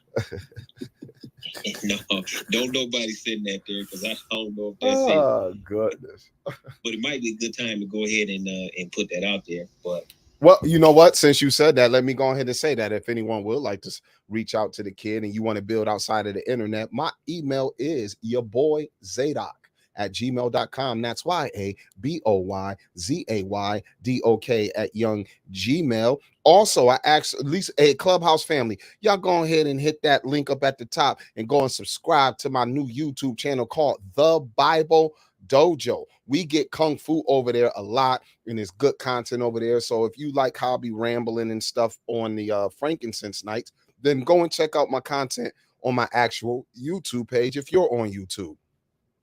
And last but not least, now hold on. Now I got to put on my Oliver Twist spirit and grab my little Kango and bundle it up in my hands. If you feel so led. But no, honestly, y'all, if anybody feel like y'all want to support financially, those of you on Clubhouse, just touch the PTR. The information is in my bio, and my YouTube and Facebook family see that right there ticking across the screen. So with that being the case, go ahead, Deacon Stephen, and go ahead and say what you got to say. If you give, then God is gonna bless you. No. Yeah, this nigga is on one. No, but I definitely think that it's valid conjecture, by the virtue of conjecture being conjecture. Okay. And by, some of the points that you bring up. Not that I see it that way, and I may have my own conjecture on the flip side, but You know, when I look at man and female, at least the way the initial happened, I do think that they're equal. You know, when the Most High brought Eve, or the woman, to Adam, you know, he looked at her and he said, "This one's like me. You know, she's bone of my bone. We got the same bone structure. She's standing upright. You know, obviously I'm conjecturing, but she's got the same flesh like me. Obviously, he can see her differences, but what he was saying is, you know, and all, you know, with all the animals and creatures that he been naming and seeing and all that stuff, this one's like him. But one of the key things that I look at is that she wasn't, at least the way I see the Bible laying it out, she wasn't created in the same manner that the man was. Obviously, it says that he took, you know, the man from the dust of the earth, breathed into his nostrils, but then he took that same substance, and I'm thinking it's the final substance. I could be wrong, but it's the final substance, and maybe he took the DNA or whatever, but it says he took his rib, you know, his side piece, and turned it into his wife. No, but no, he took his rib, and then he fashioned the woman from him. So I would say it's safe to say that the woman came from the man, right? And they were both brought forth in that order, the man and then the woman. So I think that the differences between the men is not about their equality as being human, as being an equal citizen, as being an equal partner, in the sense of their human rights, their individual rights, right? They are equal in every aspect. It's just in the confines of the relationship when they come together. Then there's order, because without order, you know, no house can stand. So that's really the distinction, is just the order in which you know, a house is to be run. But there's no, my grandfather liked to say, big eyes or little U's. Okay. I appreciate that, bro. Thanks for that thought narrative. And the reason that I'm going this route is because, as Ashton said earlier, if we want to talk about after the fall, and we may a little bit, but the whole spirit of tonight is the beginning. And what I did was I started us off with the words of Yeshua, talking about, in a sense, if you see what I did, I started at the latter and worked our way to the former. The Sadducees testing Yeshua on the resurrection narrative in the position of a woman who was the wife of 7 men who died, and then she eventually died in the resurrection. Whose wife will she be? Man, you dudes is too much. Y'all don't understand the text, because in the resurrection, they are all like the children. I mean, they're all, you know, like the angels of heaven. They don't marry, neither are they given in marriage. Now, remember, the woman is this male's wife in the beginning. When she was made for the man. In the resurrection, everyone who's resurrected and given those celestial bodies are being resurrected, not for one another, but for Yah, himself, itself. And in that regard, a female who lived her life in sin, just like a male, if they make that cut and are found worthy to stand before the Most High for eternity, she like the angels of heaven. So who outrank who and what the hierarchy is and the order is and all that, we don't got none of that on the table. But in the context of the Sadducees question, we started with that there is no greater end for human beings than the resurrection. And then I took us back to the beginning when Yeshua was tested by the Pharisees and was asked about the divorce. And Yeshua said, well, you know, because y'all trash, the bill of divorce was allowed for you. And sometimes that divorce was at the behest of a male. But let's not underestimate. Sometimes y'all, it's wicked women in the world. Sometimes men gave women the divorces they were asking for, too. It's a lot of women that cause some brothers trouble. And it's a lot of men that cause some women trouble. That's just for the record. That's facts machine. I ain't even got to ask amens on that. That's just facts. But Amen. she gave. Oh, here he go. Here he go in this Now, black see, I power. arrested both. Hey, did They you? were equally wicked. So when you're done, I do have a question, a clarifying one. Ema, this man if I said may. a. So, He said a woman. That was funny. But okay, Ema, you said you got a question. No problem. So, and Yeshua going to answer the question about the reason for the bill of divorce and correcting the Pharisees, he made another statement. He said, well, because y'all wicked, basically, this is what the bill of divorce was allowed for. But from the beginning, it was not so. And so in me going to the beginning, I'm arguing that Yeshua is pointing to before sin, when the male and the female were brought together, because he said, what God have joined together, let not man put asunder.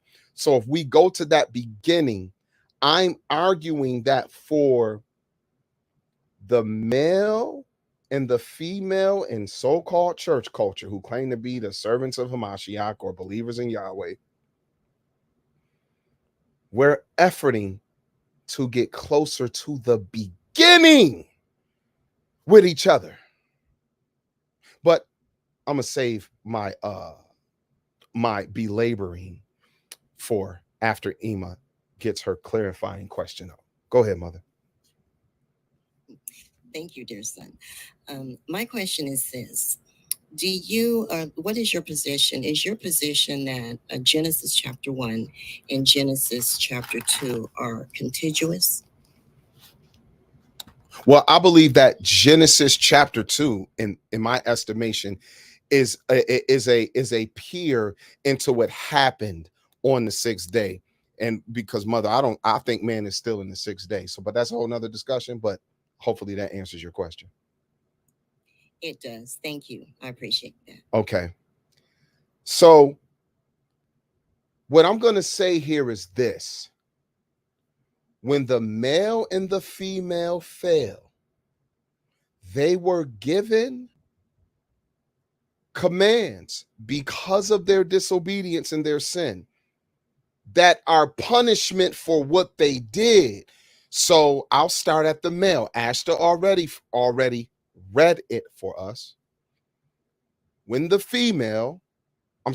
male was spoken to directly, Yahweh says basically, because you listened to the voice of the wife and ate from the tree which I commanded you, saying you should not eat of it, cursed is the ground for your sake. Now, I don't understand the ground to be cursed at all. This man is living in a garden and he could eat of it freely. He dressed it and took care of it. And there was no any issue with the growth of life-giving nutrient for man and beast. Y'all, the ground isn't just cursed and it affects man. It also affects the beasts of the field and the fowls of the air that man was given dominion over. But I got teachings for that by God's grace, of course. Now, the ground is cursed for your sake. In sorrow shall you eat of it all the days of your life. So it's going to be difficult for this male. Now, some people get smart and say, well, was this just for Adam? And did this mean for every male? Yes, it's for every male. Just like every male is of the dust and returns to the dust, every single one of them, except, that great one. And female, yeah, this for all of us. Thorns also and thistles shall it bring forth to thee, and you shall eat the herb of the field. The male did not have to eat the herb of the field before. The male ate every green thing in the garden that grew freely from the trees. In the sweat of your face, you will eat your bread till you return to the ground.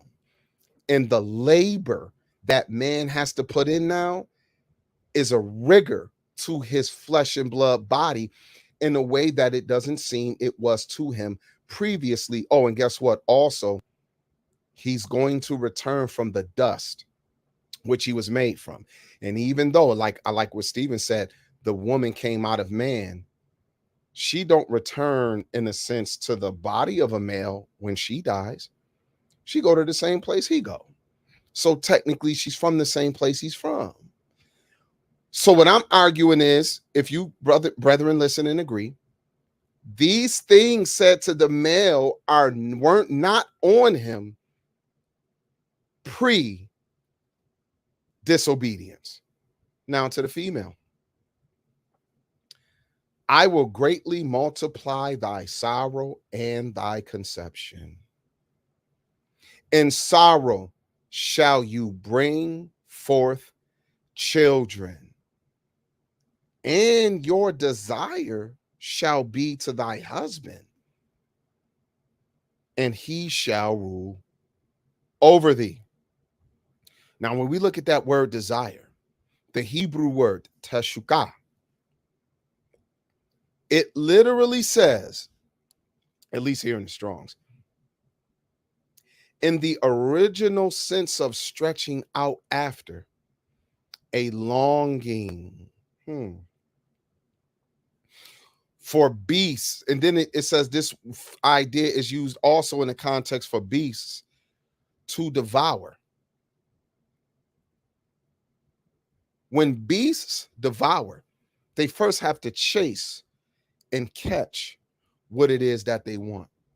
Yo, the woman was previously brought to the man. Woman didn't have to desire and chase after and long after a male. She was brought right to him and he attached right to her. What in no other kind? They're with each other. They're inseparable.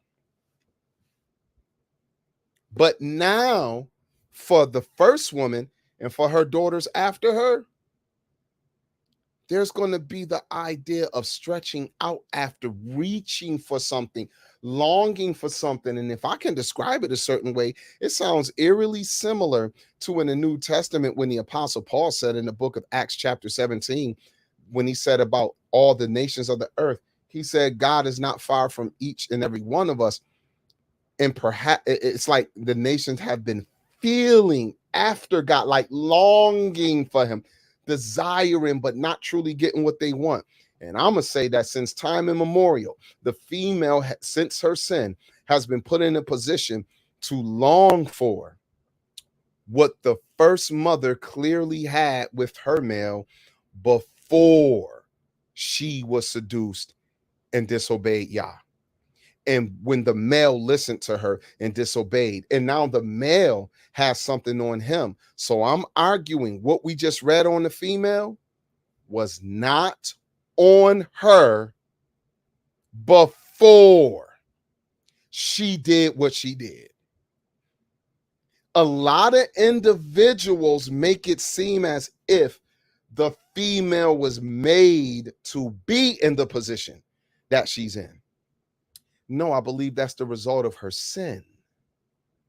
And so Yahweh put something on her. Just like the scripture says, it's appointed unto all men to die once, and then after that, the judgment. It's appointed unto female kind to go through this. Now, people can point out exceptions to the rule and stuff like that, but I'm going to tell you this. I done met a lot of tough women. I come from a city where it was women who were so thorough in the streets. It was dudes who were scared of them. I've seen girls fight men and knock them out. Real talk. GYC, that's a neighborhood in my city. There's a particular street called Goodyear Avenue, and it was a gang over there called the Goodyear Crew, GYC. It was a sister from that neighborhood named Cookie. And Cookie was a big girl. I ain't talking about no fat girl. She was like damn near 6 feet, solid, kind of cute in the hood. But she was about that life, and she'll rumble with any girl or any human being in a minute. And it's well known in my community that at a time or two, she had to get into it with a guy out in the street, and he thought he was going to manhandle her, and she, boom, boom, boom, boom. And homie was on the ground. On the ground. So all I can say is that the female, because of her sin, finds herself suffering with the penalty of sin. And a lot of maybe some of you sisters don't agree, and I respect it, and a lot of you brothers may not like this. But the way you look at the female, from the beginning, it was not so. The way women are looked at in church culture, I'm not saying how they should be looked at. I'm saying the way they're looked at from the beginning, it was not so. And I believe Mashiach, through the mystery of God, has showed us something through that statement he said about the resurrection. But if the first resurrection, and I'm speaking double entendres here, female humans who make the first resurrection, salute to them. But then the first resurrection that happens before all of that, which is the conscience being revived from dead works unto living righteousness, there is something that the apostle is famous for saying here, right? Let's go there right quick.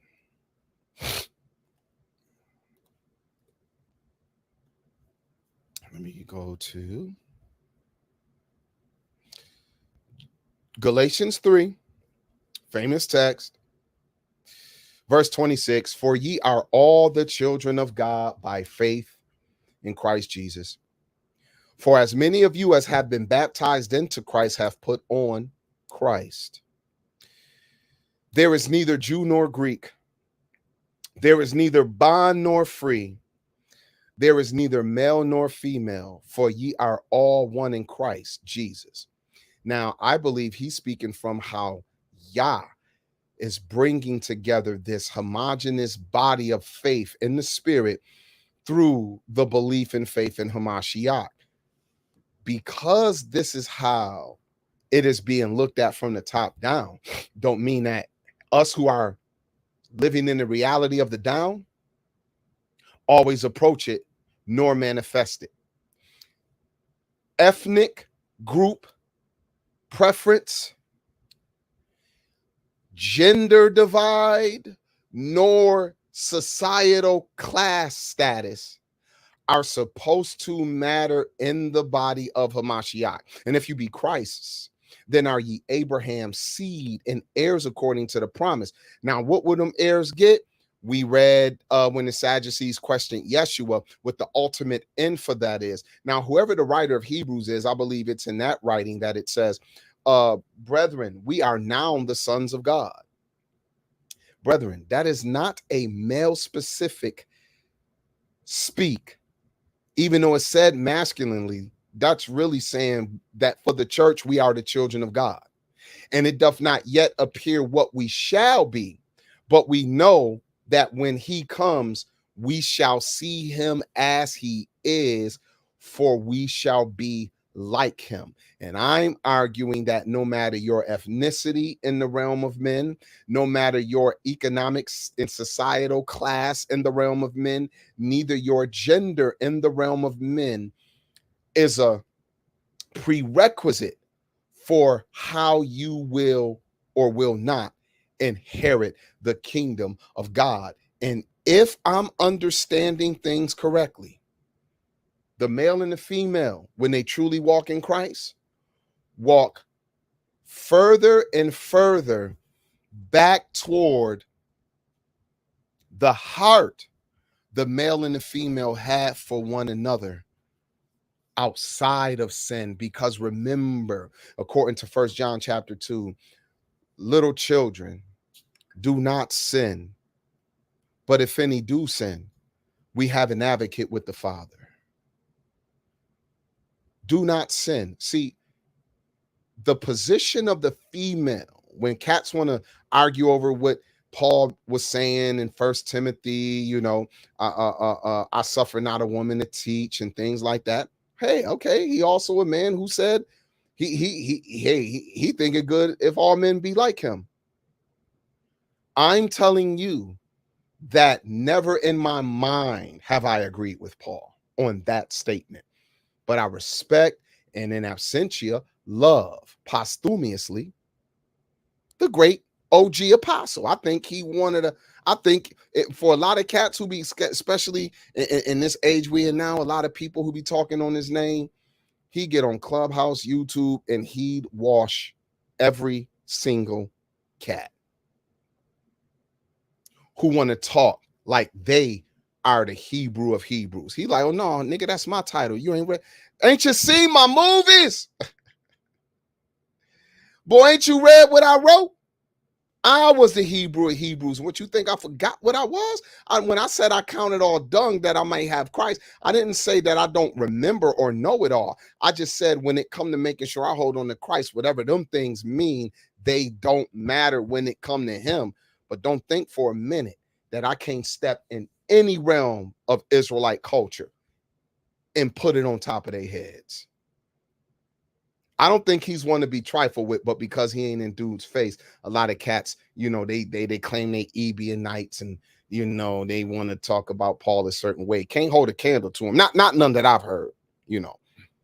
So when the apostle makes this statement here in his letter to the Galatians, as he is being tasked with doing a job that Yeshua, according to the book of Acts, specifically chose him for. You ain't lived through what he went through. You ain't even resisted on the blood, like the writer of Hebrews said. I believe he know what he's talking about, and I believe him, not y'all. So when that man say, look, in Christ, like, basically, brethren, what that text even means is a whole lesson in itself, because it's not just about you believing. Remember what the scripture says in another place. Hey, you believe there's one God? Oh, the devils believe that and they fear and tremble. So, you know, you're gonna have to do better than that. Oh, you love your brothers? Well, the Pharisees love their own brothers. So you got to do better than that. He said, for as many as you as have been baptized into Christ have put on Christ. Excuse me. I'm gonna say, I could argue that you could put the word truly in between been and baptized. For as many of you as have been truly baptized in the Christ have put on Christ. What it means to put on Christ, it goes further than believing. He said, whoever serves his master shall be as his master. I always use the Kung Fu analogy. If you've ever watched a martial art film, and you've seen, you know, the classic stereotypical guy running through the market, he getting chased by 8-10 guys and they bullying him, picking on him, throwing him into the chicken coops and knocking over fruit stands and stuff and whooping on him. And here come the benevolent fighter who's just walking through minding his business, and he hate a bully. And here he come, and without breaking the sweat, clothes don't get dirty, hair don't move out of place, he easily whoop on these 10 guys who are bullying to the point they run off. We'll be back, and they run off, right? And he just walks off. Hey, are you okay? Yes, I'm okay. And he just walks off. And the guy he just helped is amazed. And he come running, chasing him down the road. Teacher. And he's like, huh? I'm not your teacher. Will you be my master? I don't want no students. And then once you see he accepts this guy as his student, everyone knows the story goes.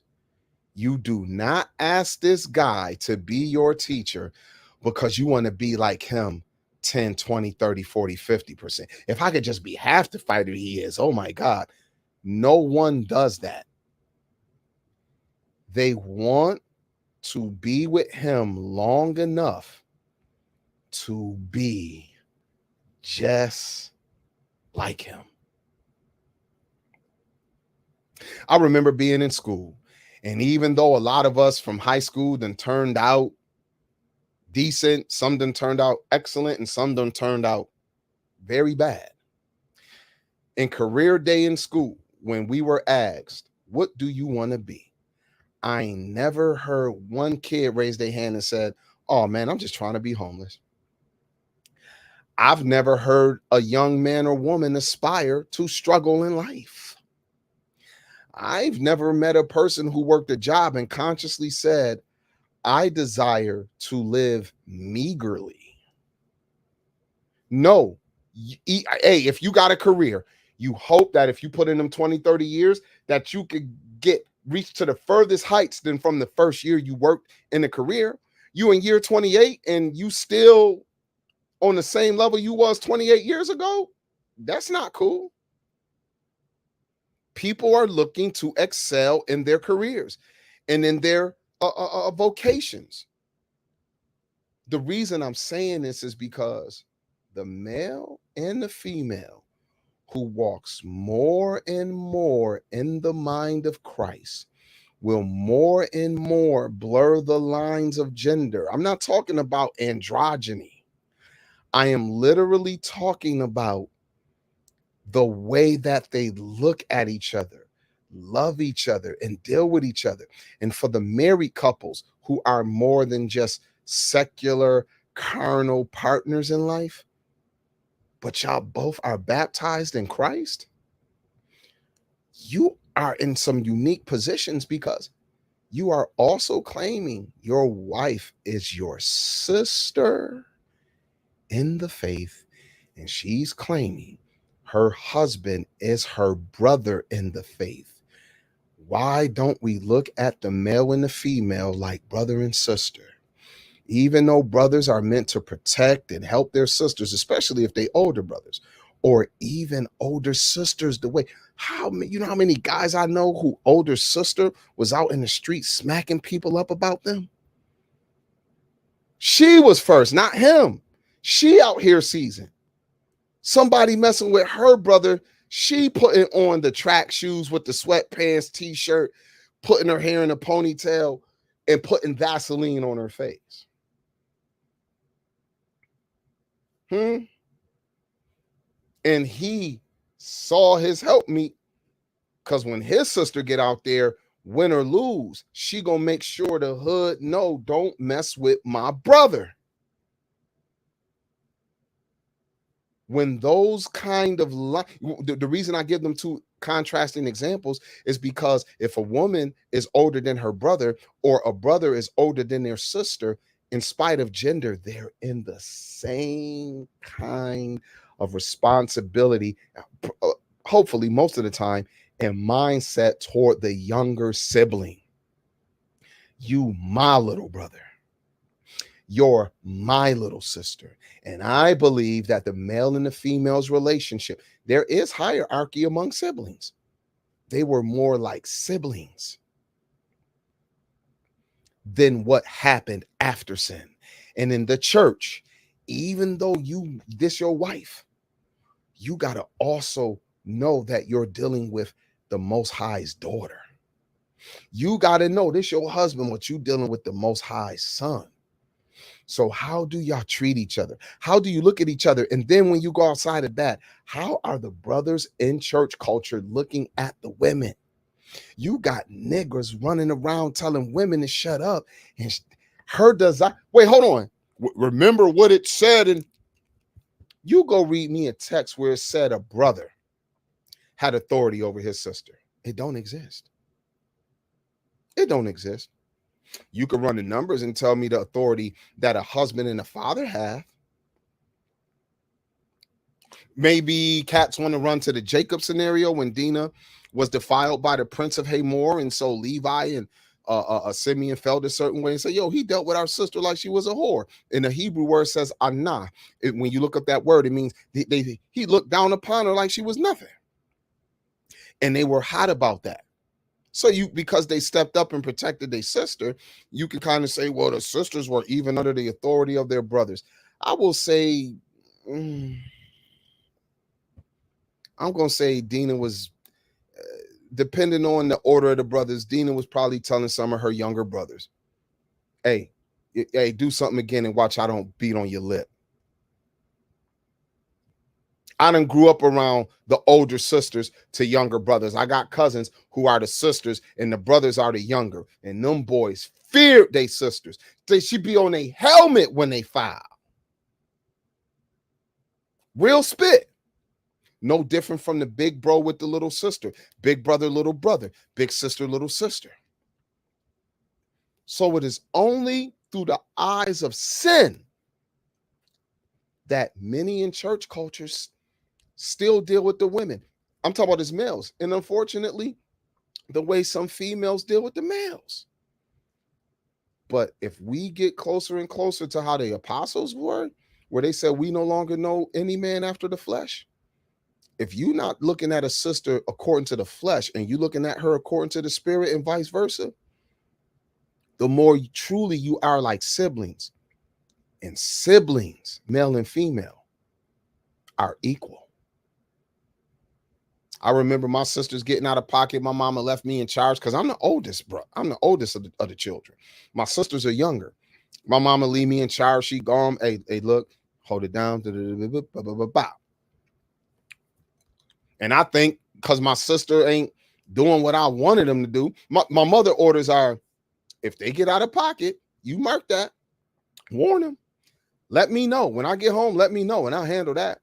That's what she said. So that's what I was efforting to do. But if they aggravate me and I get to a certain point, I feel I could put my hands on them.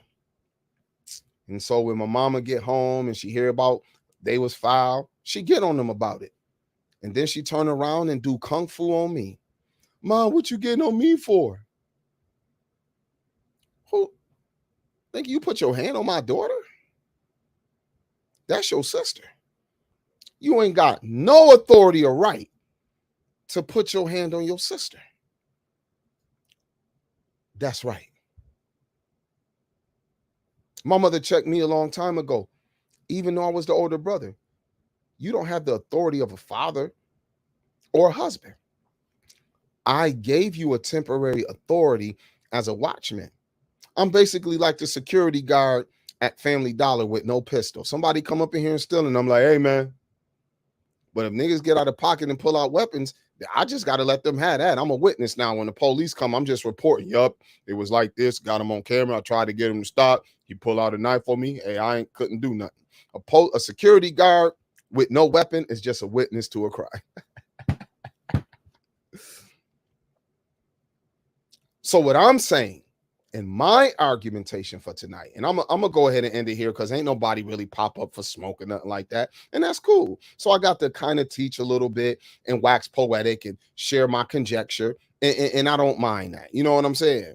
So I do see my homie Jody put his hand up. Bring him up on stage. Let him come talk a little bit. So as I close here, brethren, what I want to say is I wasn't getting into everything that happened post sin. But if I'm understanding because that would be, I would have to teach a lesson on that. That ain't no open discussion. If I talk on that, I'm just going to teach it. But in looking at the position that the female was in when she was created, I believe that just like Yeshua talks about the spirit of marriage and how it was not so from the beginning, the way that the women are being dealt with, it was not so from the beginning. And brothers, if we talking about being leaders, it's this big talk about getting back to leading our community. And that's cool. But for church culture, it goes beyond the secular world of men. And now the male wants to get back in a position of leading the church in worship and honor to Yah and the way to walk in righteousness. Okay. Be careful, brothers. Sisters, get your act together and understand what the sin of your mother is and what your sin is, and walk in Yah in subjection and be circumspect and careful, because you still are in the material world with a whole bunch of men who, while they simultaneously are trying to get their lives together and get further from sin, many of us have become expert in who the hell you are. And we trying to tell you what to do. You got a whole bunch of dudes who can't lead they can't take care of a puppy, but they on the internet talking to women, talking about why you talking. Be careful, sisters. Be very careful where y'all choose to go sit, especially you women who got children. If you gonna go and sit under a male and you gonna respect his authority in the church, be very careful. As careful as you would be if you was dating a man and you choose how long you got to kind of vet this guy before you possibly bring him around your kids. You better be careful like that in church culture, because the times are evil. I'm gonna end there. Brother Jody, what's up, man? How you living, man? Man, look, I'm living. You're Nah, man, I had a couple things to push back on. mm-hmm. Man. Go ahead and get your push on. Of course, I agree with the heart of everything you're saying. Mm-hmm. Two things that I'll quickly say. Yeah, bro. The first is when you was making that analogy with the siblings and how you never seen where a sibling is unequal with another sibling, regardless of gender. I would say, in what sense we can flush that out, because we understand about inheritance, and there's even an inequality when it comes to males and males, depending on the firstborn and the secondborn. And we see there's an inequality when it comes to even if the son is younger than the sisters, that son is going to receive that inheritance, not the daughters, right? And we understand why. So I would say that would kind of show an inequality in that sense, right? Yeah, hold on. Let's go to. Yeah, let's. Wait, hold on. No. If you still making that point and you was gonna further it, go ahead. I just didn't want you to move on to another point. Go ahead. Okay, so my second thing's a different point. Okay, so that's a good one. I like your thinking on that. But even the book of Galatians teaches us that even a child who might be the prince, the heir, is under the authority of governors and tutors while he a child. So there is hierarchy. What you pointed to was inheritance, like one who is going to get the inheritance down the line. So if a man got 3 daughters and they older and the 4th child is a son, even though these girls are born first, there's an inheritance that's going to go to that, who might go to that son because he's the son and he's the firstborn. So if he would have never been born, then maybe it'll go a different way, among the women. I understand that. But I'm going to argue that if a boy is born after his sisters, he ain't got no authority over him. They're going to rule over that boy probably all his life, to the point that even in real life, to this point, I know men who got utter respect for their sisters who they grew up with, who are older than them. They don't rule over their sisters. Now they're men, so it's not like once we're adults, you control my life, I control your life. But I'm talking about as you see children grow up. If girls are older, there's nothing in the text. My point was, I said specifically, I believe I said, Jody, I see nothing in the text that talks about brothers ruling over their sisters or anything like that, like the brothers got authority over their sisters and they run their lives. That's not written in the text. The point you made might be something different, to be fair, but that was my statement. And then I juxtaposed it with real life, where women who are older than their brothers, they raise their brothers and they rule over their brothers. And that is the hierarchy, simply because of age. The same way it would be vice versa, like you did say, with older brothers. Even if they just got brothers, the older brothers, just by position, would be in a position of authority and training up their brothers, and even possibly, rebuking them and reproving them and stuff. So that was really the spirit of it, showing that if the tables turn, that's what it is. And I don't know if you was here from the beginning, Jody, but the first thing I said in this teaching was, even in the real world, there is rank.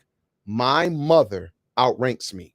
I do not have a higher rank than my mother.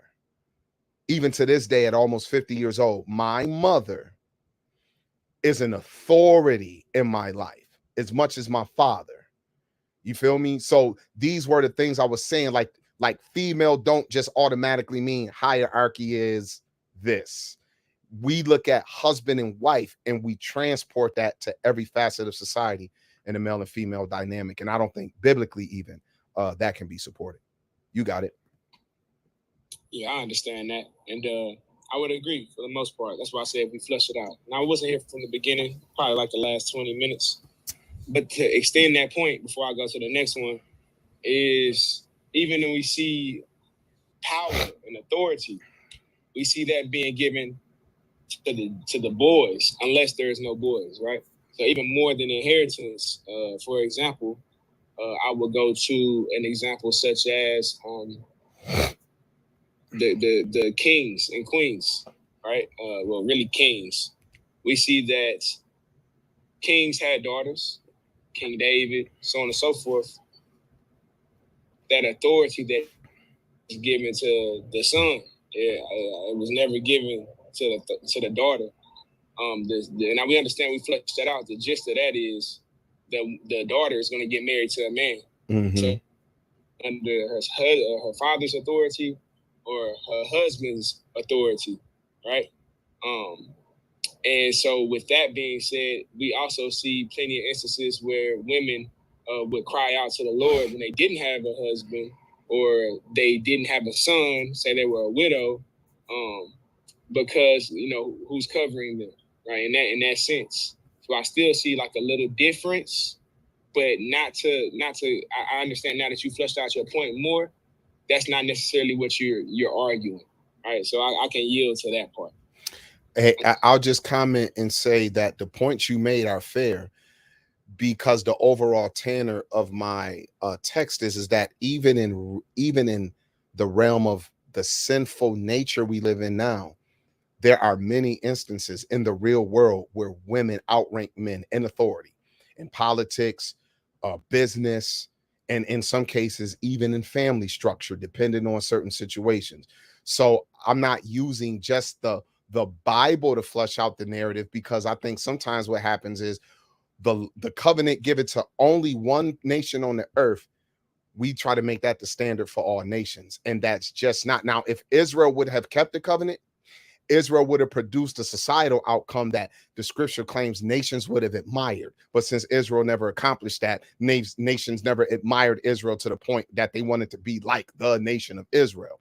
So even when we talk about the scripture here, while I'm using it as a base, I didn't get deep into Israel's covenant nature, because I was going to something that goes beyond Israel. And I went back to the beginning. So if you only been here for 20 minutes, bro, we really just only dealt with Christ being tested by the Sadducees, him being tested by the Pharisees, a couple of things Paul said, and then we went back to the beginning before. Notice what the title is, before sin. So the things you saying, I can't necessarily argue with you really, because you're right.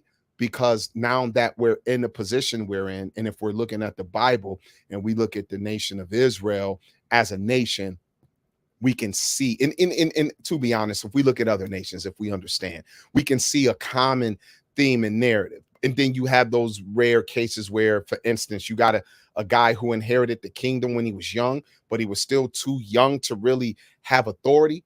His mother ruled on his behalf and that happened at least twice in Israel, where a woman kind of was the de facto ruler until her son got old enough. But now he's been fashioned and shaped by the wisdom of his mama.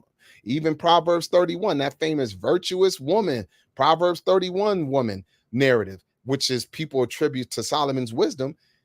That whole thing is his mama's wisdom to him, and him as a king, he gonna sit on the throne and live by the wisdom of his mama, at least with that particular narrative. But you got it, bro. What's your next point? Got you. The next point does deal with the title.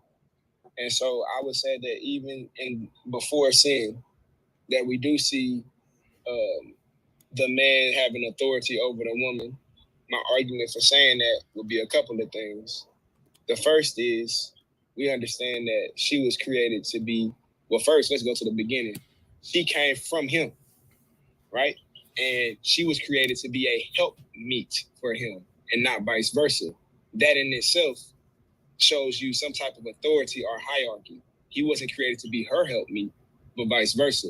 Now, this is not to diminish the woman's role at all, but to go further with that point, we also see that not only did he name all the animals, which thus you're seeing a dominion over the animals, but he also named her and called her woman. So he not only named them, he named her. That also is another point as to him having authority over her. And then we can continue further whenever she did fall, or they both fell. But the words that God said, first and foremost, we see that it's saying that he's walking with him and he's talking with Adam. Now, I could be mistaken, but I haven't seen where it said he's talking to Eve, except for when he gave her the punishment, because he would walk with Adam in the cool of the day. It's another thing I would point to, although that's kind of, I can see how somebody might say that's superimposed or something, but that's just me deducing certain things from the text. The last thing I would say is, we also see when he gave that punishment down, he said, because you listen to the woman. Now, if I can get specific, I have to go to the text. All this is going, I know I'm going off the top of the head, but that even denotes, in my mind, in my opinion, that denotes a certain type of authority. Adam, you're not supposed to be, first and foremost, she's speaking to you. She told you to do something that I clearly told you not to do. So we can both agree that that's the biggest thing, right?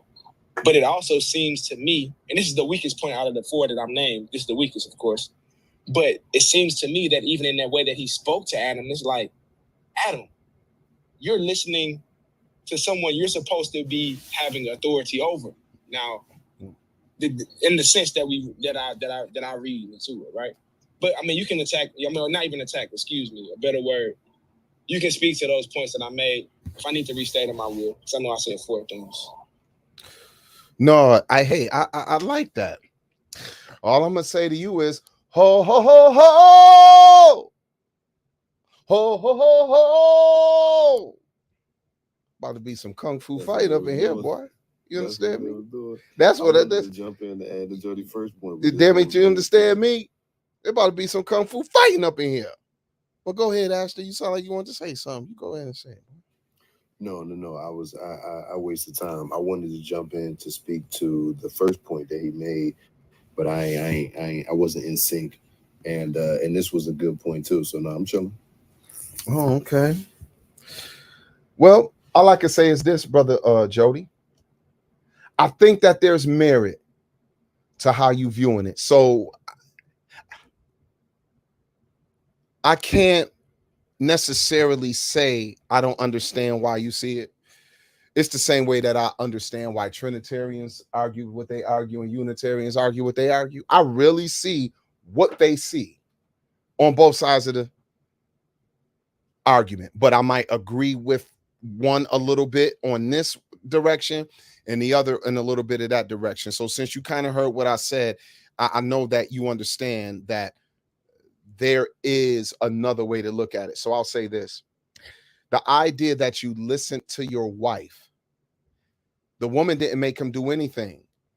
He literally heard her proposal and he fell to it. Now, that don't mean that means you're not supposed to listen to the one who is your helpmeet. See, I don't think that the woman learned everything from the male.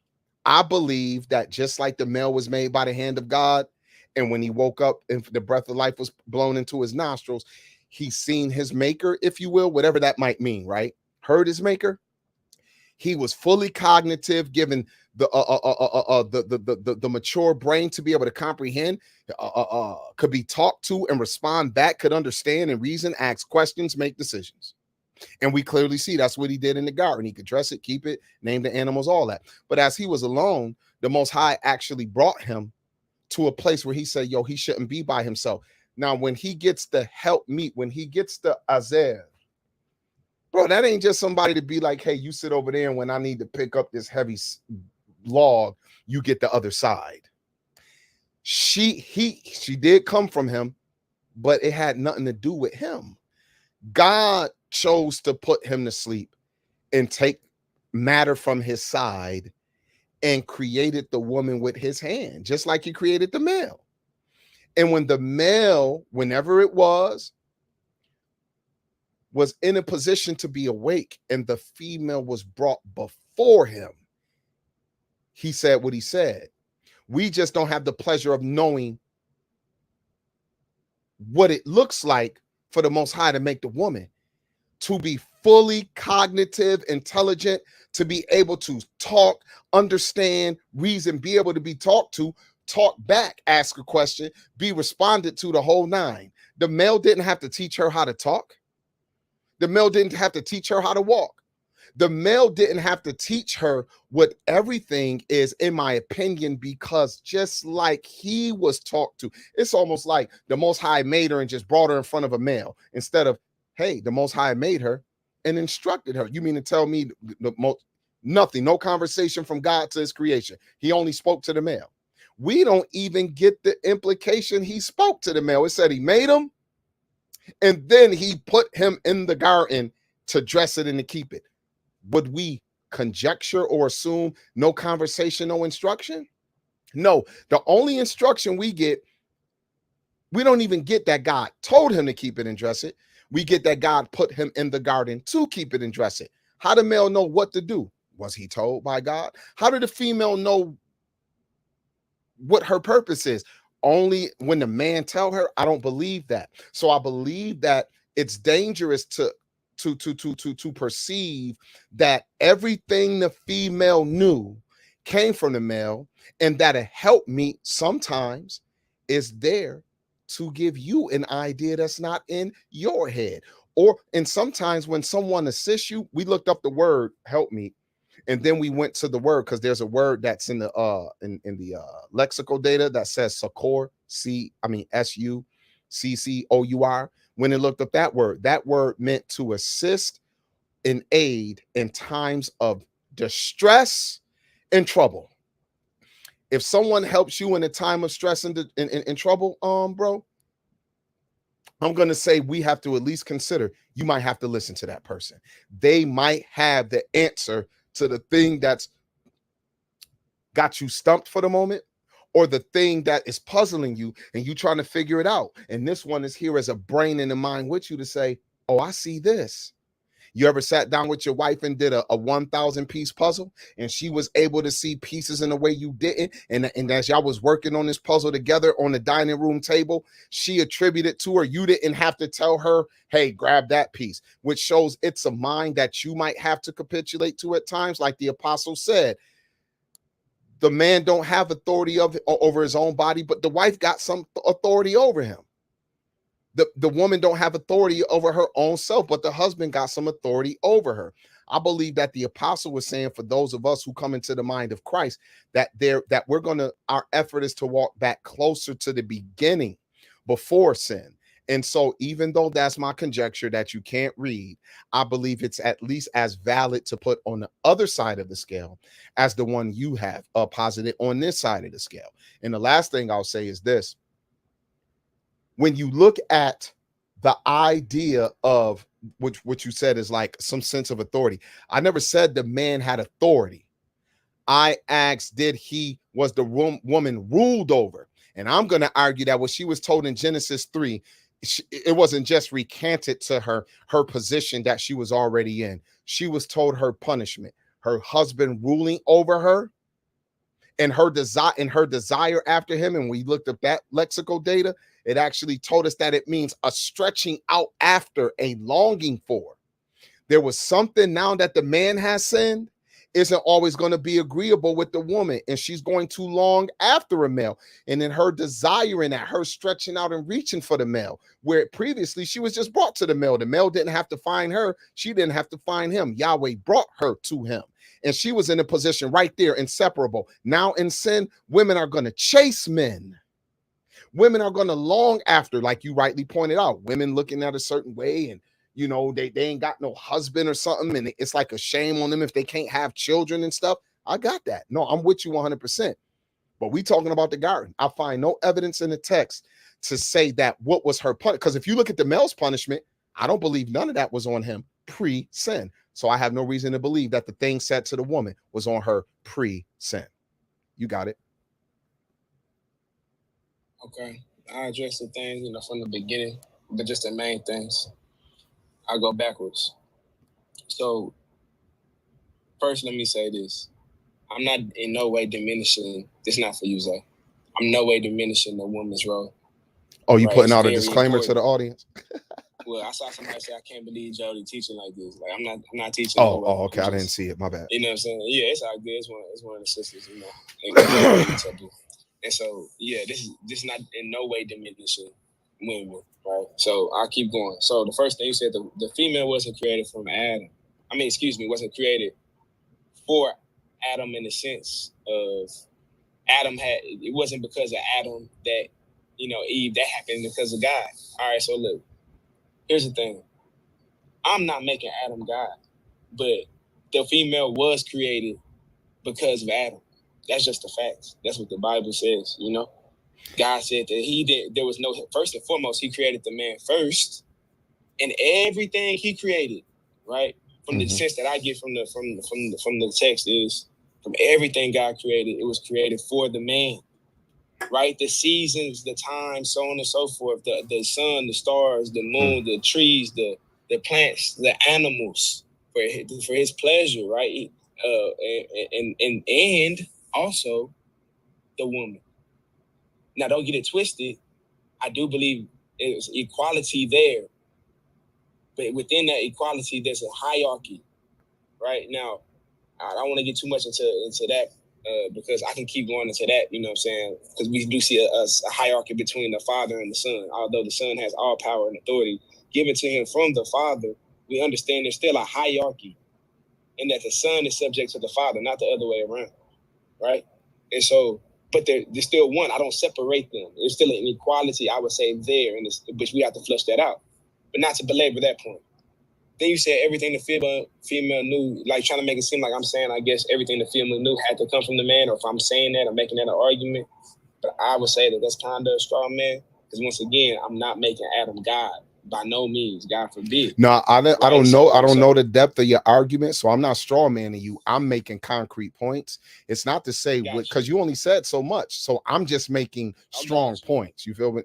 Makes sense. Yeah. All right, and then so take away the straw man part, because you just saying your things. I understand. All right. So then let me reword what I'm saying. When you said everything the family knew, or making the point that, you know, maybe everything the female knew had to come from Adam, absolutely not. God had everything to do with that. I agree with you. I agree with you on that, because that's God. He had everything to do with it. But once again, I'll reiterate, because he created her specifically to be a helpmeet for Adam, and not the other way around. That's all I'm saying about that part. Now, I heard you said about, you know, maybe he didn't even speak to the male, or suggesting like, oh, maybe, you know, he didn't even speak. You know, we don't know for sure if he spoke to Adam in the garden. Well, we do know one thing. When he came and Adam and Eve hid, right, that he called out to the man to speak to them. And they had a conversation. So it would seem that that's what was happening. I'm sure it's another verse. I just got to get it to where I can show it even more concretely. I heard about the succor, you know, to assist and to aid in times of distress and trouble. I understand that, right? And you were making the point that, you know, sometimes you should listen to your wife, right? And again, I agree with you. I'm not saying anything counter to that with anything that I said with my 4 points, because we see instances like that all the time through the Bible. Pontius Pilate, wife told him not to kill Jesus. You know what I'm saying? And you see what he ended up doing. Abraham, wife told him, you know, to put away his son, you know, to kick out his concubine, right? And God told him to listen, right? Now that's maybe not as strong as an example, but we still see where, you know, you're listening to your helpmeet in a sense, right? And we could probably pull out plenty of examples in the Bible. So, you know, that's not my thing. I'm just saying that we do see, one, that the woman came from the man. That's number one, not the other way around. Literally, like from the rib, right? Number two, we see that the man has named the woman like he named every other thing, every other animal. No, excuse me. She's not an animal. But listen, I don't want people not to take. I know you're not gonna twist my words, but he had dominion over those things. He brought them. These things were good, and these were animals, and he named them. And in the sense of Eve, it wasn't even like God told him like that. He just brought her to him, and like he brought everything else, and he named it. He intrinsically, he just automatically, it seems in the text, he just named her as well. It wasn't like she started, even with all that intellect and knowledge and all that she had, it wasn't like she just seen him and named him, or it's like, I'm gonna call you this. No, I was like, I'm gonna call you this, which is another sense of like an authority there, right? And then we also do see when after this takes place that when that interaction happens, that he's like, the woman that you gave me told me to eat of this. You know what I'm saying? And she's like, what have you done? You know, so we still see like, even in the sense of that, I think it's still we see an authority there, because when God responds, you know, since you listen to your wife, you know what I'm saying? I mean, of course, everybody has some accountability, so I'm not gonna go too deep into that, but I'll rest on those things I already said. Okay. Hey, and I appreciate that, bro. I would say this: when it comes to the female and, you know, the different scenarios and situations that she was in with her husband, my overall point is that her punishment was not her reality. Her husband did not rule over her. See, I think that when you see the natural progression of one being first and then the other last, I do believe that there was a natural reverence for the male from the female, but there's also a reverence from the male to the female and from the female to the male. I think I may have said that. I think I may have just double speak. Forgive me if I did. When the female is brought to the male, she comes ready to assist him. And when you're ready to assist, it's an experience. In my opinion, I don't conjecture that Adam knew everything. He don't. He also can learn from one who is like himself. And you agreed with that. So that's just established. And because when she was seduced and deceived, she didn't trick him. He just clearly made a decision. He listened to what she said when she offered it to him, but he made the decision to eat. Yo, you listened to her and you ate. That's true. But that don't mean that that's the first time she done put something to him in their life together and he listened to her. He just wasn't supposed to listen to her and being disobedient to God. But if it was to be obedient, it would be no problem with him to listen to her. That's one. Number two, him naming her and stuff like that, I don't have no issue with none of that. None of that proves that he ruled over her, because once again, I don't believe that her punishment in chapter 3 is indicative. There is nothing in Adam's punishment. I'm gonna ask you this, Jody. When you go to when we go to Genesis 3 and you read what the Most High said to the male Adam, do you believe that the things in his punishment describe his condition pre-punishment? Nah, so I'll say this, right? When we see that her punishment was not her reality, I fully understand that. But when we look at her punishment, we see, it says, at least in the ESV, right, which I believe is like a more literal word-to-word translation. That doesn't mean that it's all the way how I'm saying it, right? It just comes from a 4th century codex, and the other come from the Textus Receptus. That's all. Makes sense. So it states, your desire shall be contrary to your husband, right? And he shall rule over you. So I think you just jump into the he shall rule over you part. And I'm saying that your desire should be contrary to your husband. That could be the thing that wasn't the reality prior, right? You get me? So what I mean by that is, if your desire is not contrary to your husband, which means what? Perfect what? Harmony, which is what I believe existed, right? And so the thing that shakes that up now is that you disobeyed. Now your desire is going to be contrary to what your husband is, which is dysfunction and not perfect harmony. And now that's the only way it can be true that he will rule over you, because he's only going to rule over you when y'all are not in perfect harmony. That's in essence what ruling over someone is, at least in my opinion, and what I'm saying, right? So with that being said, because she disobeyed. Hey, bro, wait, hold on, bro. What you did was you went back to her. I didn't ask you about her.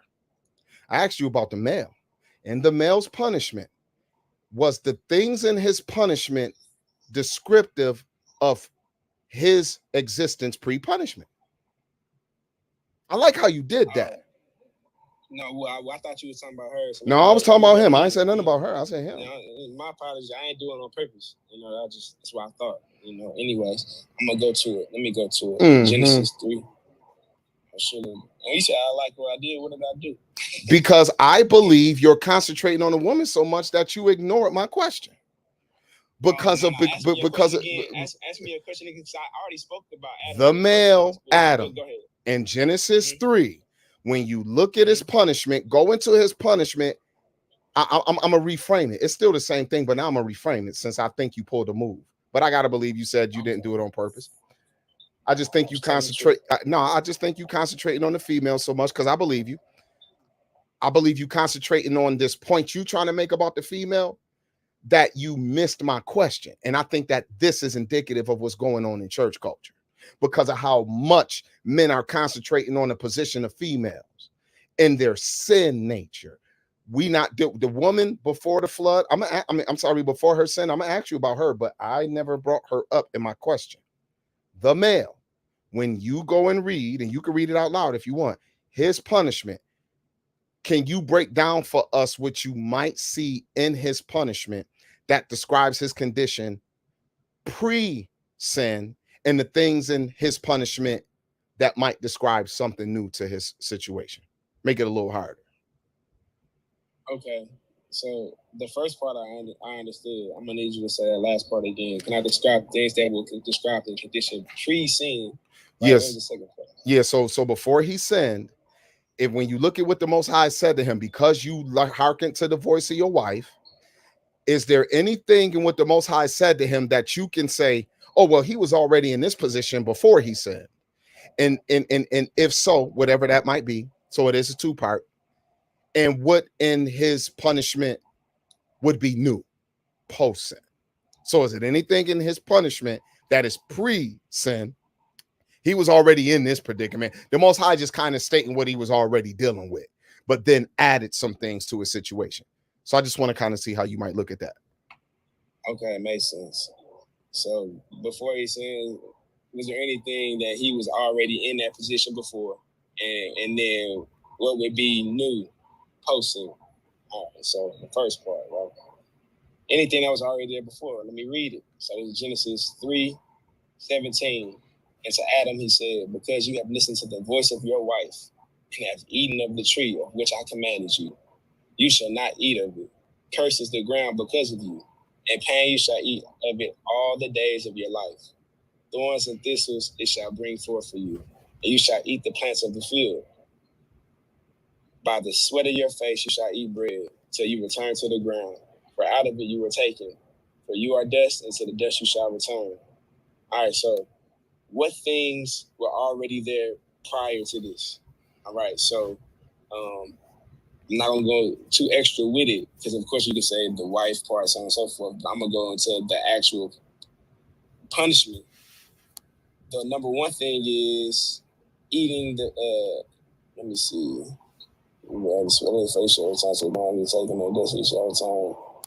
Yeah, and this punishment. Yeah, there's. I don't see anything. I don't see anything that was the same before, except for the part of when it says, because you have listened to the voice of your wife, right? Because you have listened to the voice of your, now that wasn't even the same before. Yeah, everything is pretty much different. Now, somebody could probably argue the plants of the field because it says you're going to eat all the herbs and so on and so forth. They were eating that already. You should eat the plants of the field before. Where's the tree? Matter of fact, let me go to that. I believe that's Genesis 1:29. Give me 1 second. Let me read that real quick. Genesis 1:29. And God said, behold, I've given you every green plant yielding seed that is on the face of all the earth, and every tree with seed in its fruit. You should have them for food. All right? So that's every plant yielding seed. Okay. Every plant yielding seed. So, all right, Genesis 3. Let's go back to it. Genesis 3. All right. Because you're listening to every plant of the field. Okay. Let's plant the yielding seed. Yeah, the plant yielding seed and the plant of the field, I have to go deeper than that, but it seems as everything is different. So if you want to ask me the second part, the first answer would be anything that's already in position before. No, you would have to really go in semantics to be like, well, we see a wife there, and he had a wife before, so that was the same. They were, how extra you could be, but no. And then what would be new post sin? Well, everything. Everything that says, it says, and I'll be quick with this part, at least. I just have to check that out before I spoke. He said, you listen to the voice of your wife, you have eaten I command you not, right? So this is new. First being disobedient, right? Then cursed is the ground because of you. Before this, the ground was not cursed. And pain should eat up all the days of your life. Thorns and thistles it should bring forth to you. That's all new. Thorns and thistles wasn't growing. I don't believe they were before this. And you shall eat the plants of the field. All right, so I'm assuming this is new according to the context, right? I know it says plants in yielding seed in Genesis 1 and 29. So it seems that this is different as well, right? Plants of the field, but I can't. It's not a big thing to me, right? By the sweat of your face you shall eat bread, right? So before, this is denoting to me that I deduce this is new as well. You wasn't eating the food out the sweat of your face, right? And then till you return to the ground, for out of it you were taken, and you are dust, and to dust you shall return. So I believe that's new, right? Now you're going to die, and you're going to return to the dust. And I don't believe that was going to take place prior to this. So I believe all these things are new. Okay. I will say that, like myself, I think if anything you could possibly try to pull forward, maybe it's the plants things, the Aseb, but it seems that, like you said, that might be pushing it, only because while that was made to grow everywhere, it seems the garden was different. So what the Most High said he provided for the man in the garden in the condition he was in, he may not have had to deal with the plants. Remember, you got animals and stuff outside the garden, not just in the garden and things like that. So there was the plant of the field that bring forth its herb yielding seed, and the fruit of the trees that bring forth, their seeds within themselves. But it seemed in the garden there was something a little different. So I do think that overall I agree with you. Now, when it comes to the female, the same question. Look at hers. Her situation isn't as stated as the male's, but in her punishment, once the Most High gets on her because of her transgression, basically same question. Yeah, okay. So number one, Genesis 3:16. So the first thing is what seems to be the same prior to this, right? To the woman he said, verse 16, I will surely multiply your pain in childbearing. Right. So I don't see this being this is new, right? So I'm gonna answer both questions at the same time. This is new, right? Wouldn't it be any pain in childbearing, right? I don't believe that was happening before. And pain should bring forth children. I don't believe that was happening before. Your desire shall be contrary to your husband. I don't believe that was happening before. And thus, but he shall rule over you. That wasn't happening before either. What translation is that, Joe? ESV. Okay. Yeah, I'm reading it along with him. I like the ESV as well. I like it a lot. Like a New King James. Okay. Okay. What was you finished, Jody? Yeah. Basically, I would just reiterate my. Oh, you cut out a little bit there. What'd you say, bro? Can you hear me? Yes. Okay. I said yes, I was done, but I can just reiterate my point I made in the beginning, because that's okay. Essentially what I was going to say. Okay. Which is, I'll be quick. Which is, your desire shall be contrary to your husband, he shall rule over you. I'm saying that none of this here is true before, just like with Adam. But I'm also going further to say the reason why we didn't see no ruling over you is because it was perfect harmony. Because her desire was, what I say before, was never contrary to her husband's before the sin. You know, and so that's why I'm saying that. And so thus, if her desire is contrary to her husband's, then somebody has to rule over somebody, right? That's the, if that's going to happen, and you have to lead and guide, you have to appoint people to be the leaders, you know. And that's how it was in the beginning, which it seemed as if he was already appointed the leader. He's the one that gives the men to name everything that was created, including as far as animals. Even if we want to relegate it to the garden, still the same sense, and that is including the woman who he created specifically for the man, from the man, to be a helpmeet, to tie it all together. Okay, so hey, bro, I do appreciate you coming up, and I do see your points overall, and I agree with you up to a point. But I think that there's a difficulty at the same time for you, as it is for myself and many, and not trying because I believe that you said what's honest and right. You read the male first. I had you do that on purpose, and then you read the female. Her situation with sin did not exist previously. Neither did it for the male, for that fact. So once they're punished, and the Most High spoke their punishment to them directly, that's another reason why I believe the Most High definitely spoke to the woman without the man. Many times we can conjecture how many, just like I conjecture, because it's not written, would we assume that the Most High didn't have a lot of conversations with the male before the female even existed? Of course we wouldn't. So why would we relegate the female to not being instructed by Yah herself, to her not having the mind that could instruct the male? A helpmeet doesn't mean you got all the answers and I'm just here for, hey, whenever you're ready to go, I'm here. That's not what a helpmeet is, because that's not help. That's just somebody with you. But help and assistance, someone has to be cognitive and know the job. It's not guaranteed that you may have necessarily taught them the job. Many people who hire assistants in the real world hire people who already have the qualifications when they show up.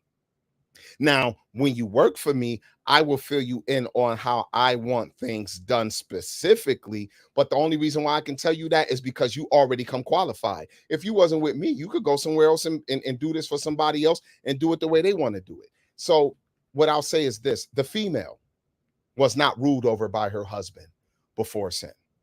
And if she wasn't, then I'm arguing that the woman was not ruled over. Did the woman have respect?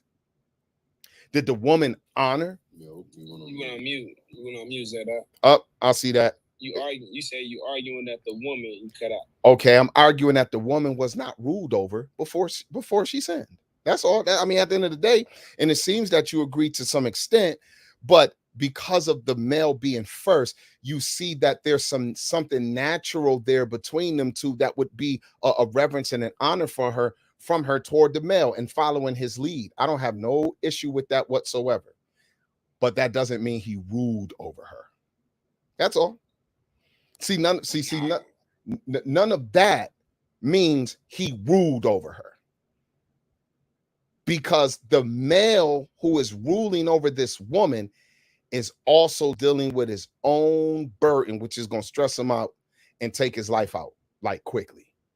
It's interesting. Josephus even claims that when man was put out the garden and God put the burden of labor on man, where he freely ate in the garden without like sweating to eat, that started to affect his body with a stress that even starts to take away from the vitality of men. That was an interesting observation, whether I agree with him or not. It's just interesting for him to write that damn in the late 1st century, right? So my point overall is this: even the woman being made for the man, the woman was made in the 6th day of creation. She wasn't made no other day. She was made in the 6th day. She was going to always be made. We're just reading the details on how the Most High walked it out. He made the male first, set him up, and then as the male was alone, the Most High showed the purpose of a female. And the male being alone goes way in the purpose that a female serves for a man, even for this is my thing, for us sinful, trying to get away from sin, males. If you got a female whose help represents you always got the answers, that's a poor sap. That woman is miserable, guaranteed. But for the woman who is even in some respects wiser than her male, who she's in subjection to, he listened to her for certain things. He don't got the answers. Like, no, babe, you better than this and me. So how do we do this? I'm following your lead. And women not just better, but women don't just have better qualifications to have babies and take care of a home. It's women who better with money than their male, than their husbands. It's women who are naturally more courageous in the flesh than their husbands. That's just facts. So what I'm saying is that in the beginning, before sin, that what did you say? What, Jody? What was that? Oh, that was the word you used, and I agree. That harmonious scenario. They both sinned, and so now there's a lack of harmony. And just because males were told what they were told by God, that don't mean they do it good. He didn't say you was going to be a tyrant. He didn't say be a tyrant to her. He didn't say smack her around. He didn't say belittle her. He didn't say women don't have nothing to offer but to have your children and be quiet until you call for them. But in church culture, I'm seeing that vibe in so-called orthodoxy, and especially in so-called messianism. The male is not asexual. He's not a potato. And he is not Gizmo from the Gremlins. You just pour water on him, and now he produce all kinds of stripes, who eventually turn into gizmos. The male was never going to procreate himself without the female. So what we see in Genesis is the progressional creationary process of the Most High. But the female being made second, I agree, doesn't mean inferior, nothing. But the one who was first and who had more experience naturally would be in a position to be the one whose lead you're willing to follow. And because of that harmony between them, I don't need you to rule over me. I'll naturally walk with you. And if I see something that I think should be done another way, I can tell you, because he named them Adam.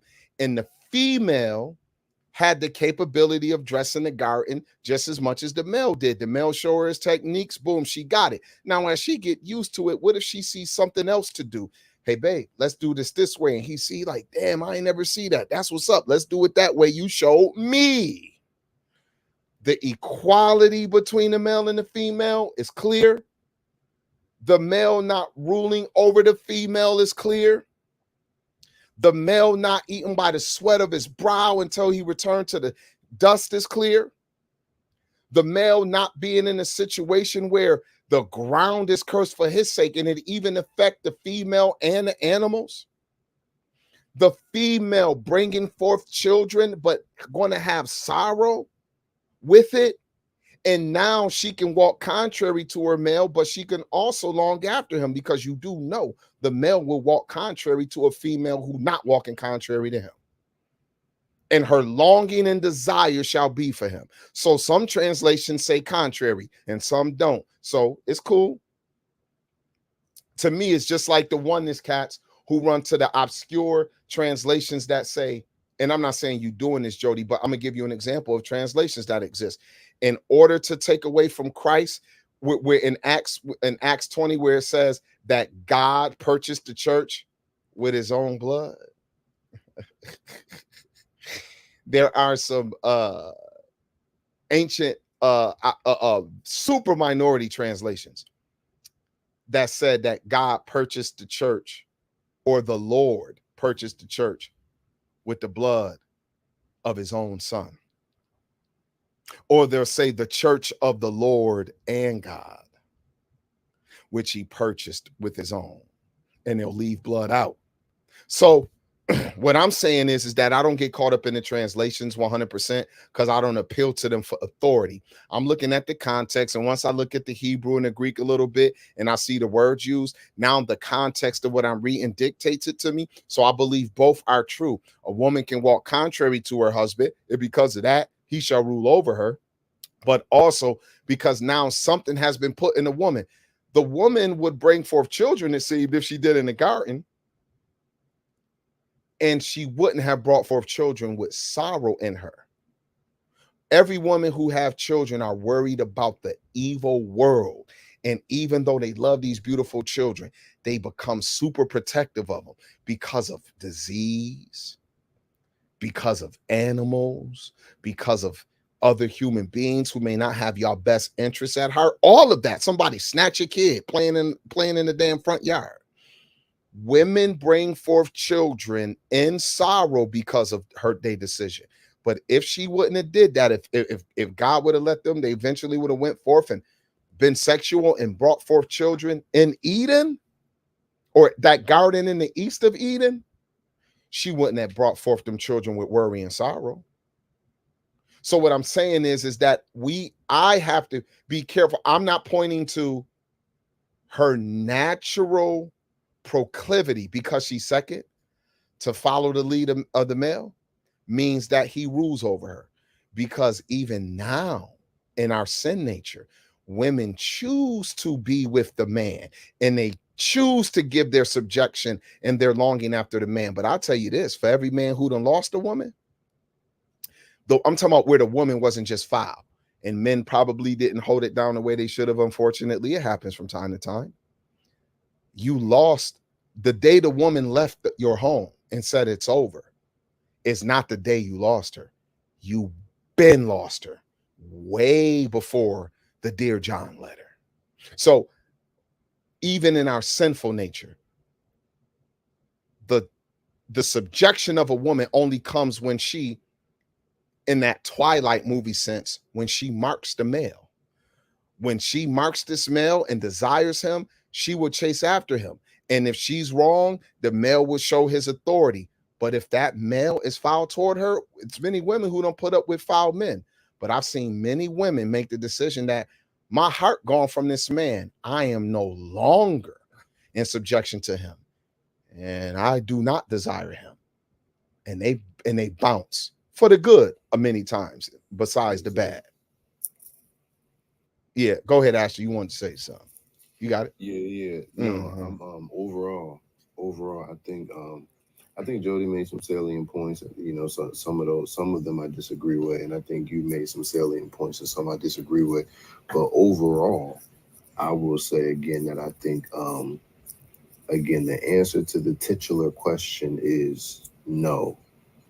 I don't think the Bible clearly. I don't think the Bible plainly substantiates that women were to be ruled over before sin. Now, was there a hierarchy? I don't necessarily think that could be argued, but that doesn't have to equate to rule over. What I think most people think when they hear rule over, especially in the context it's used in today. So I agree with you on that 100%. Now, again, post sin, and that's kind of more what some of the things you were more recently speaking to. I think that there are a lot of nuances and differences there, and unfortunately for us all, for all of our own reasons, right?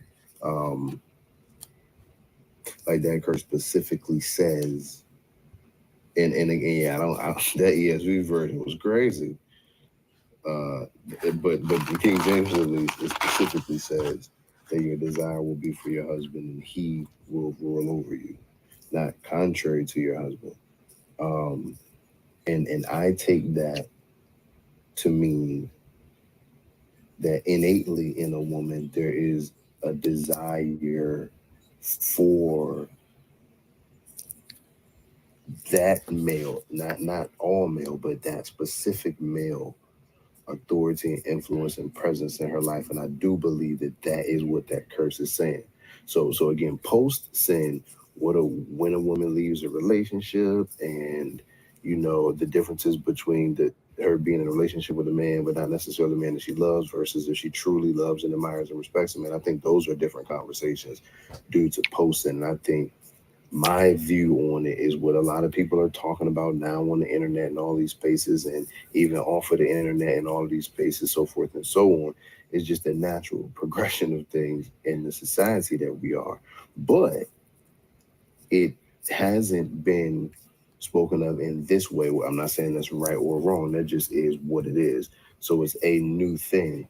However, and I'll land my plane with this, I also think that we have to take into consideration a lot of the things that we've seen and a lot of the things that have been normalized, at least in the past 2, 3, 4, 5 generations, 6, 7, 8 generations, depending on your race, nation, and creed, aren't linear to what 99% of human history has been, whether right or wrong. I'm not saying human history has been righteous by no means, right? But I am saying, and again, now, you know, we've had different conversations before. I've used this, like, again, in the Torah, it's a couple different communications. One is fathers prevent your daughters from becoming whores, thereby polluting the land. So that means that obviously there's authority between from a parent to a child, regardless of the child's gender, for sure, right? But specifically, this command is given for whatever the reason is, whatever the spirit of the law behind is.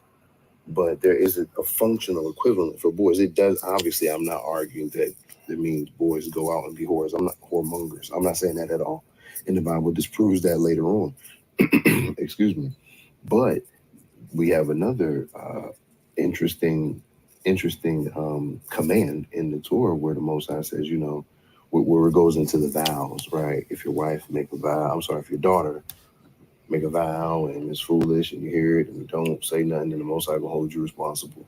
You know what I'm saying? And then when you marry her off and she's married to her husband, then if she make a vow before the Lord and he hears of it, because now he's in that position of authority, and he don't say nothing about it, but it's something crazy, then the Most High gonna hold him responsible, right? And there are different things that do show. Now, because of sin, yes, I'm not saying that this is the way it would have been pre-fall, but nothing is the way it would have been pre-fall. That is, in terms of practicality and practice, I don't know if that is the goal more so than it is, well, did I just cross myself up?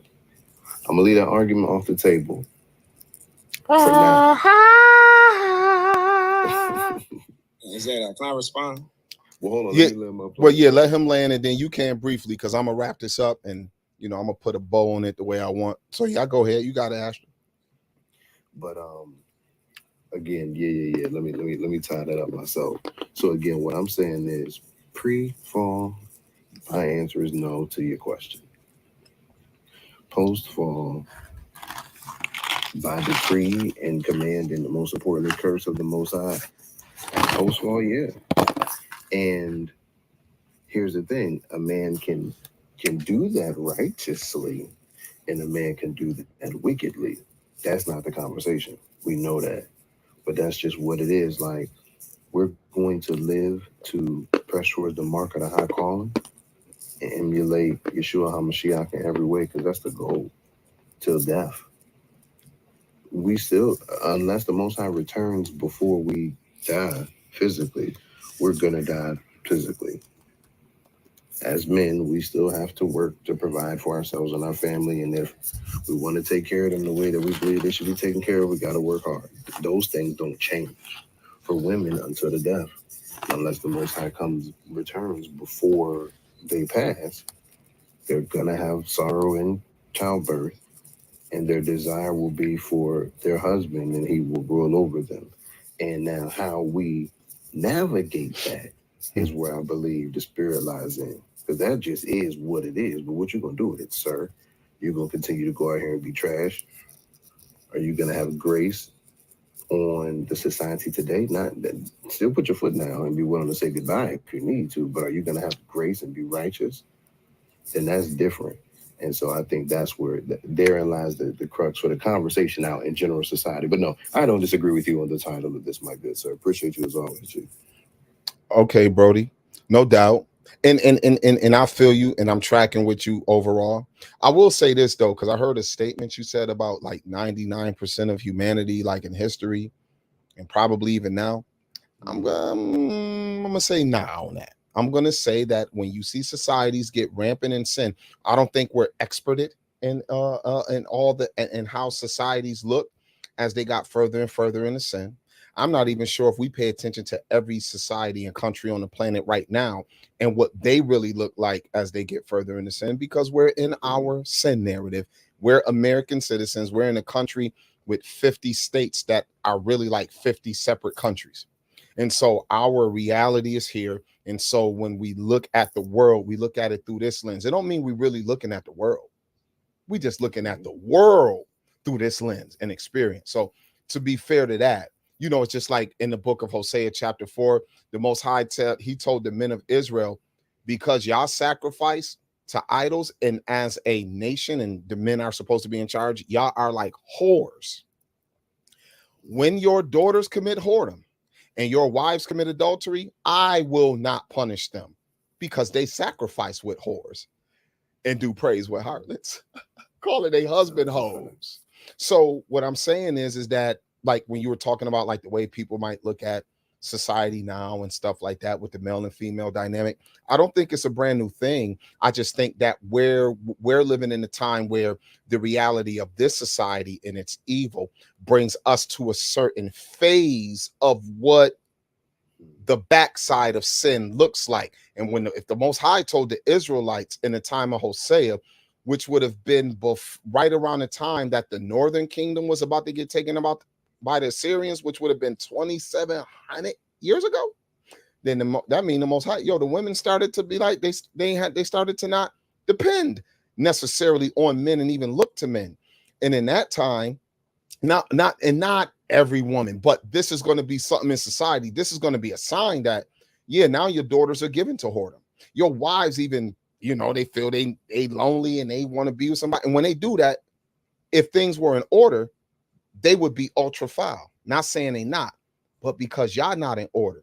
When y'all see this in society, don't think I'm punishing them. And I think today I see a lot of guys complaining because they want the women to be in order and to like, y'all don't see.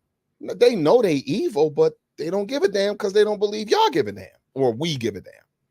And it's an unfortunate byproduct of what this sin nature looks like as we get further and further into walking away from the Most High. And now the position of the female in sin isn't even in order. That thing we just all talked about, the female is in his position and her punishment, the male in this position and his punishment.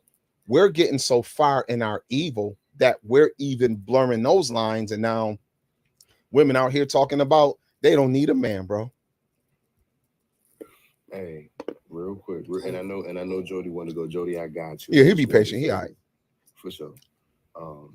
The only reason that I would stand my ground on that particular most of human history, 99% of human history point, is because the industrial revolution changed the world. They're different. They've been, and I know you know that. You knew that way before I knew that. To be fair, you know what I'm saying.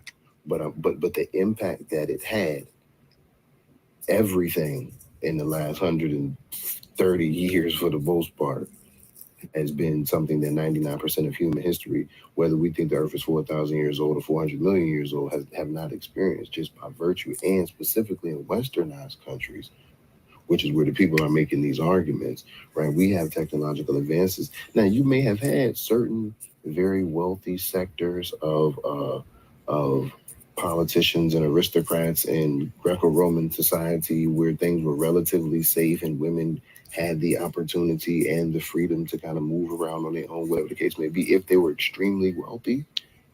But that still would have been extremely rare in those societies. But in this society, the reason that women are saying I don't need a man is because the things that for 99% of human history, the things that men, some of the most primary things that women needed from men, specifically provision and protection, women in mass didn't have the ability to go and secure.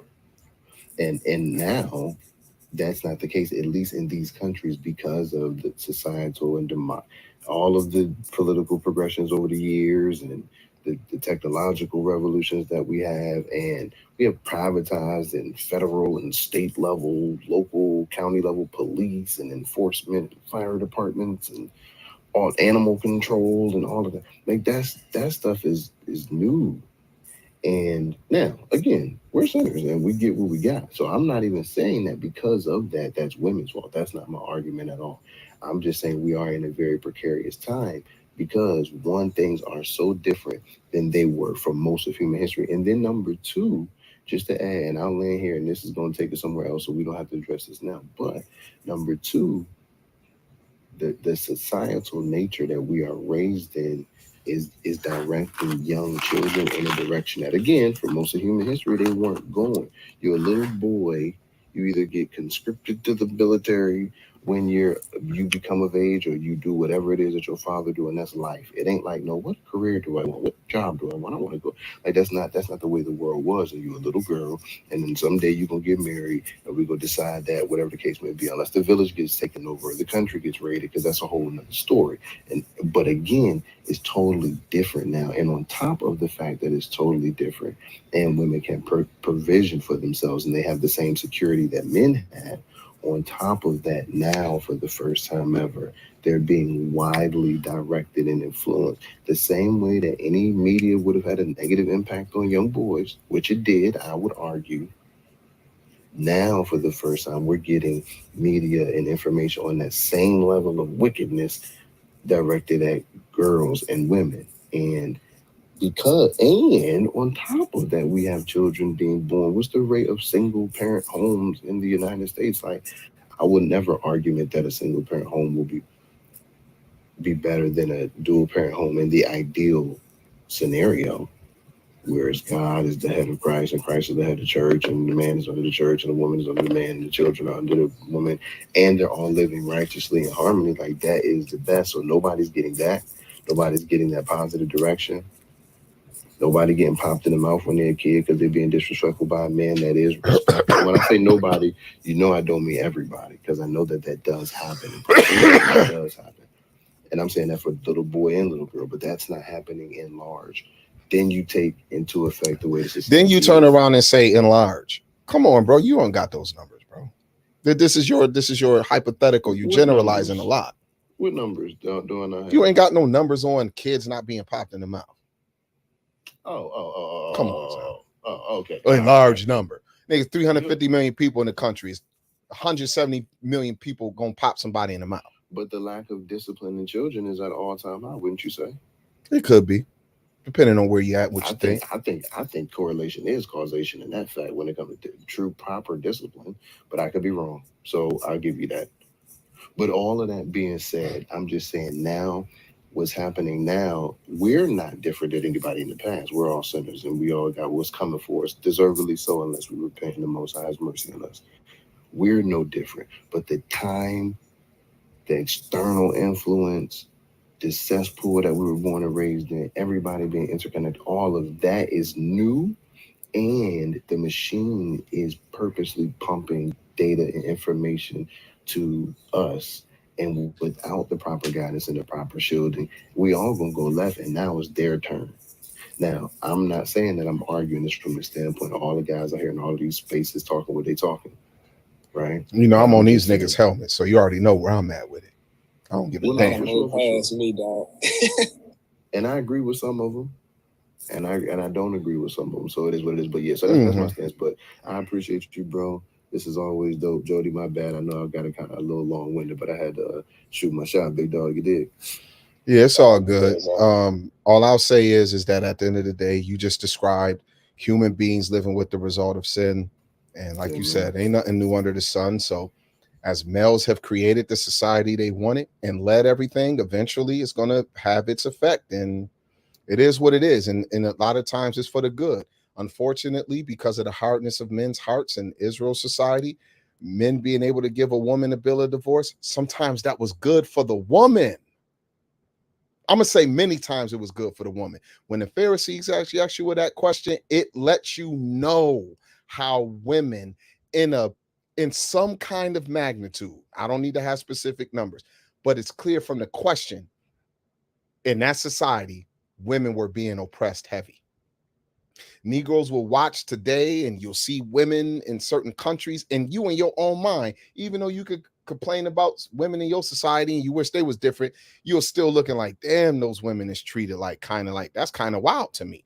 Okay, cool. So all I can say is that, hey, it's a reason the Most High said, yeah, once they get wicked, like you said, like once society gets to the point that bad leadership now produces certain results, it's going to be displayed in the women too with their bad decision making. And because they're sinners and have a sinful nature, hey, when they become evil and now it's like on display more, you looking for me to get them in check. The Most High say, I ain't checking them.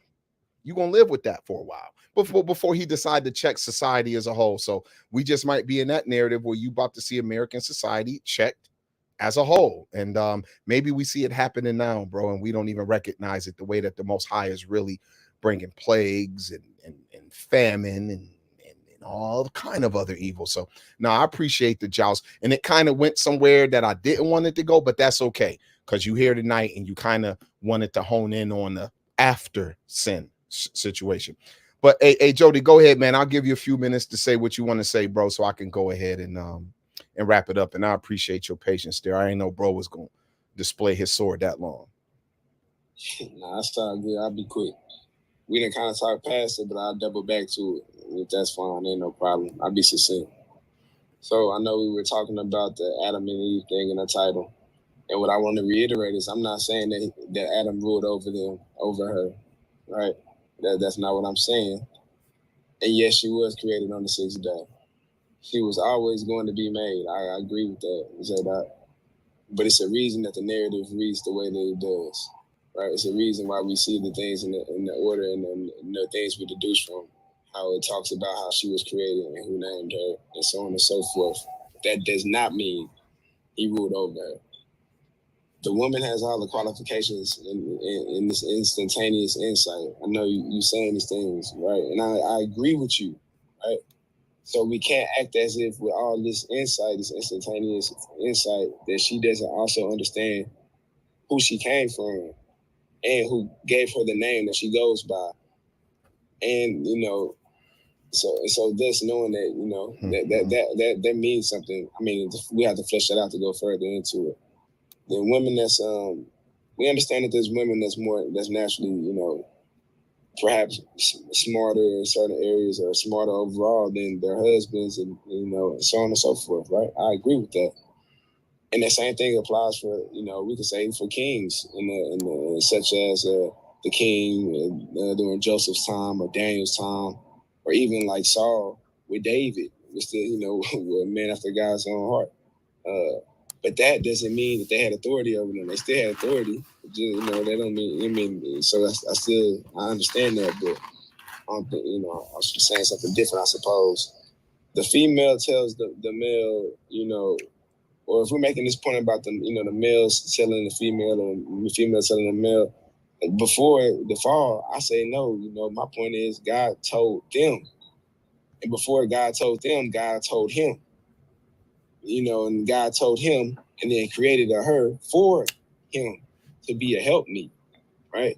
And so, we can understand that, especially the man, the one whom he created and he called out to in the garden. I mean, we can read into it deep or not, I understand that.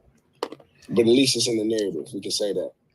Then I know we don't get caught into the translations, and you look into the context, and I agree with that. And that's why I'm saying everything I'm saying according to the context that I'm reading, regardless of the translation, right? And then as far as the historian, real quickly, he had two things I was just going to say. I know he's saying innately in the woman there's a desire for specific male authority and a security in a man, right? That's what you believe that was saying for that desire. I know in the New King James and the King James it says that your desire be for your husband. We flesh that out, and I think, and that's fine to disagree, that it renders it the way that it should be rendered in ESV as far as the meaning. Because if we take it the other meaning that your desire would be for your husband, then I don't think that would make sense. Because that's exactly what it was before. That's part of the harmony. because innately in a woman, there's a desire to be, for a specific male authority or security in a man's. But we got to see that she was created to be his helpmeet. And God created everything that was good. I say good is perfect. And what type of perfect helpmeet doesn't want to be helpful and in agreement with the person they were created to help? So I would already say that desire for your husband, I would say the desire will go both ways in a sense, right? Because he has a duty to her as well. So I wouldn't say that I would see it rendered that way. The last thing is, I know you said pre-fall, no, post-fall, yes, right? I understand that. I'm saying the same thing. I'm saying the exact same thing. I'm just qualifying that there still seems to be like an authority clearly stated in the narrative. That's all I'm saying. That doesn't mean that he ever ruled over her, though. So I don't think we should be attaching the rule over her. I think we're hitting that pretty hard without talking about the desire being contrary to one another's desire. I think that's the real thing. But that's textual, to be fair.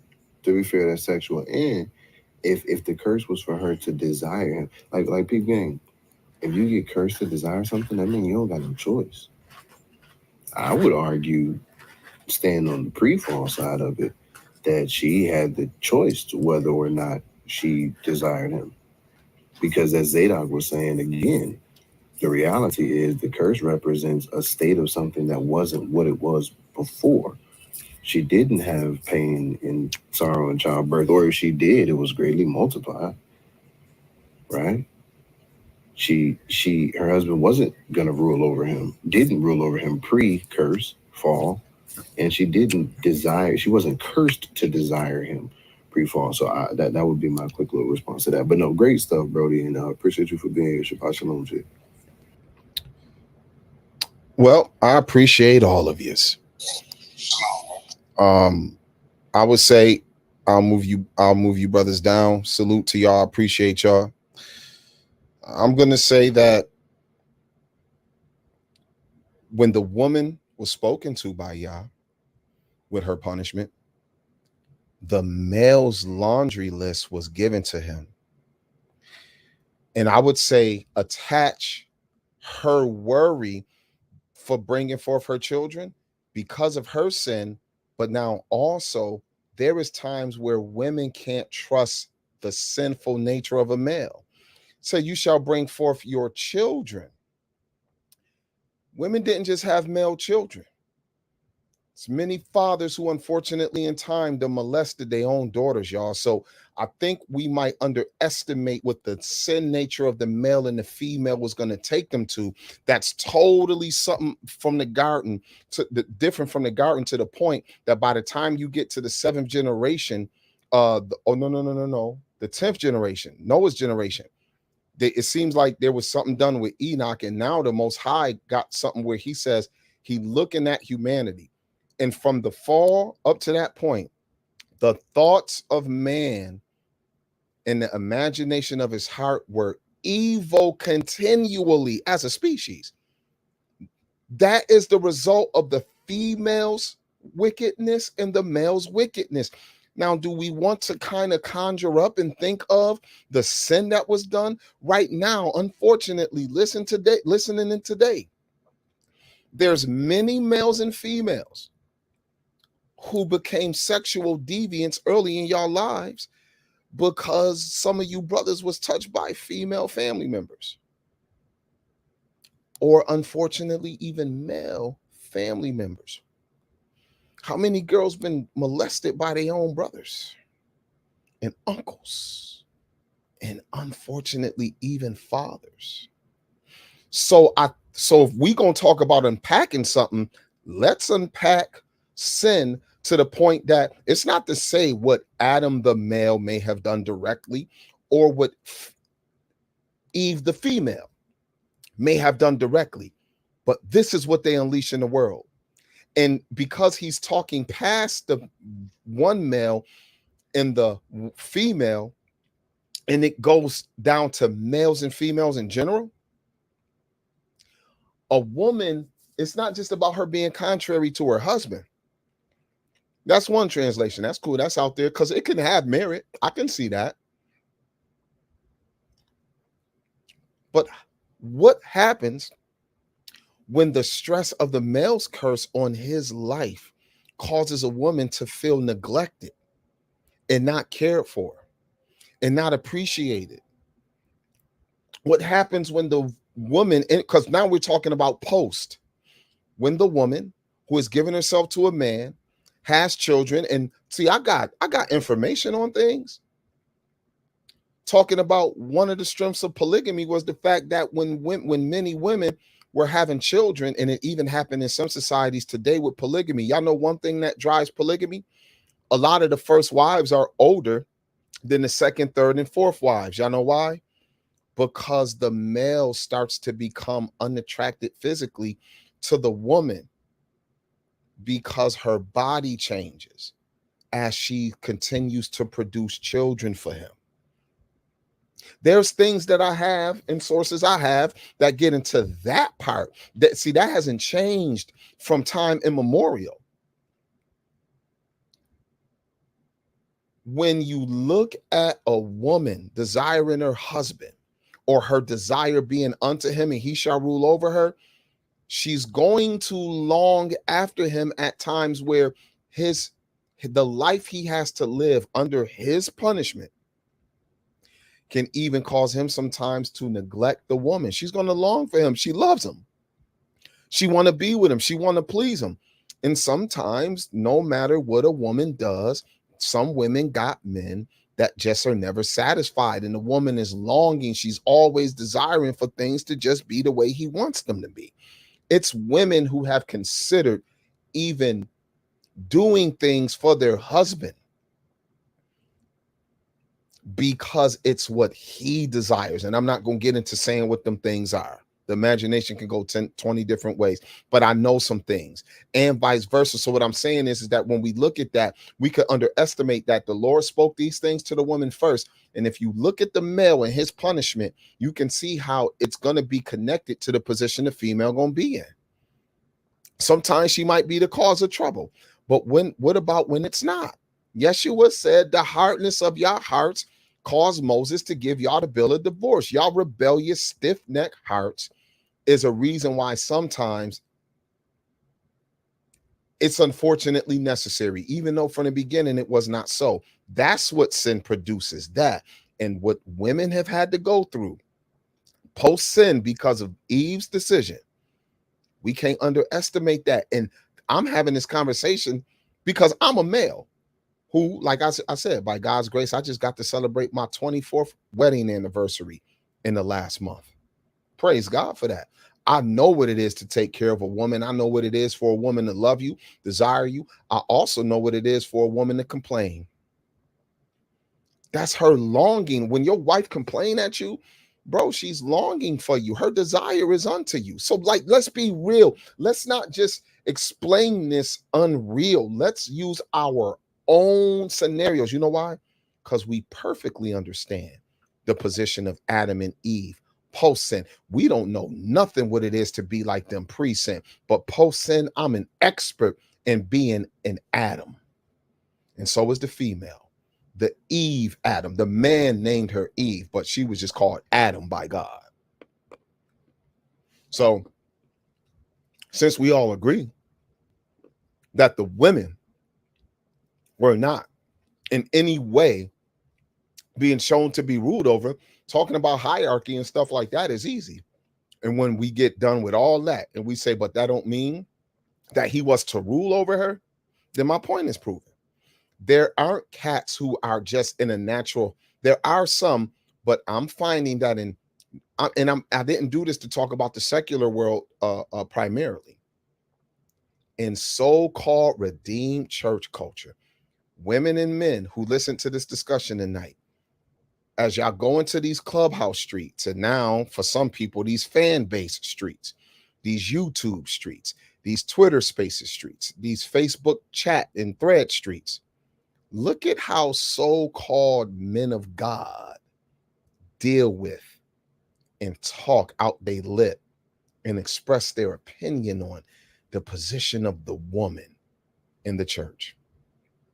And if you think it's cool and kosher and that is sound, so be it. But if you know, yo, this ain't the spirit of Christ, because you could turn around and listen to the women And if you know that these women aren't dealing with things in the way that the spirit would say, like, no, this is not how you're supposed to deal, sister, and look toward the male, then you know that these people, and it could be us at times, got a long way to go in bringing forth the righteousness of Christ that gets us closer to the relational, as Jody said, I like that word, harmony between male and female. And right now, the church, that's supposed to be the epitome of what it looked like to walk in God, sometimes look just like the world in the way it deal with the woman. Yes, I'm on team woman tonight. Now, you know, some sisters might want to come talk when we come, you know, if I do a discussion and said, was the male to provide for the woman before sin?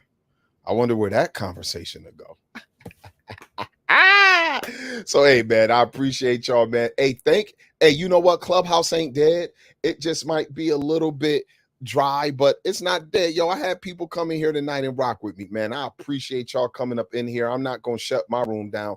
I'm gonna keep it alive, because I even see that when I was on this club deck last week, and the way that they had the offers, there was a new update today. So Clubhouse done, at least on club deck, when you deal with running your house, they done reverted back to some of the controls, because last week it was trash when I opened up the room. The way they had the controls and being able to, I couldn't even see people put their hand up on my own stage. It was crazy, but it was back to that old feel today. So hopefully they'll get back to a little bit of the norm. So those of us who've been rocking with the Apple, you know, continue rocking with it. And salute to my YouTube and Facebook family. Shabbat shalom to y'all.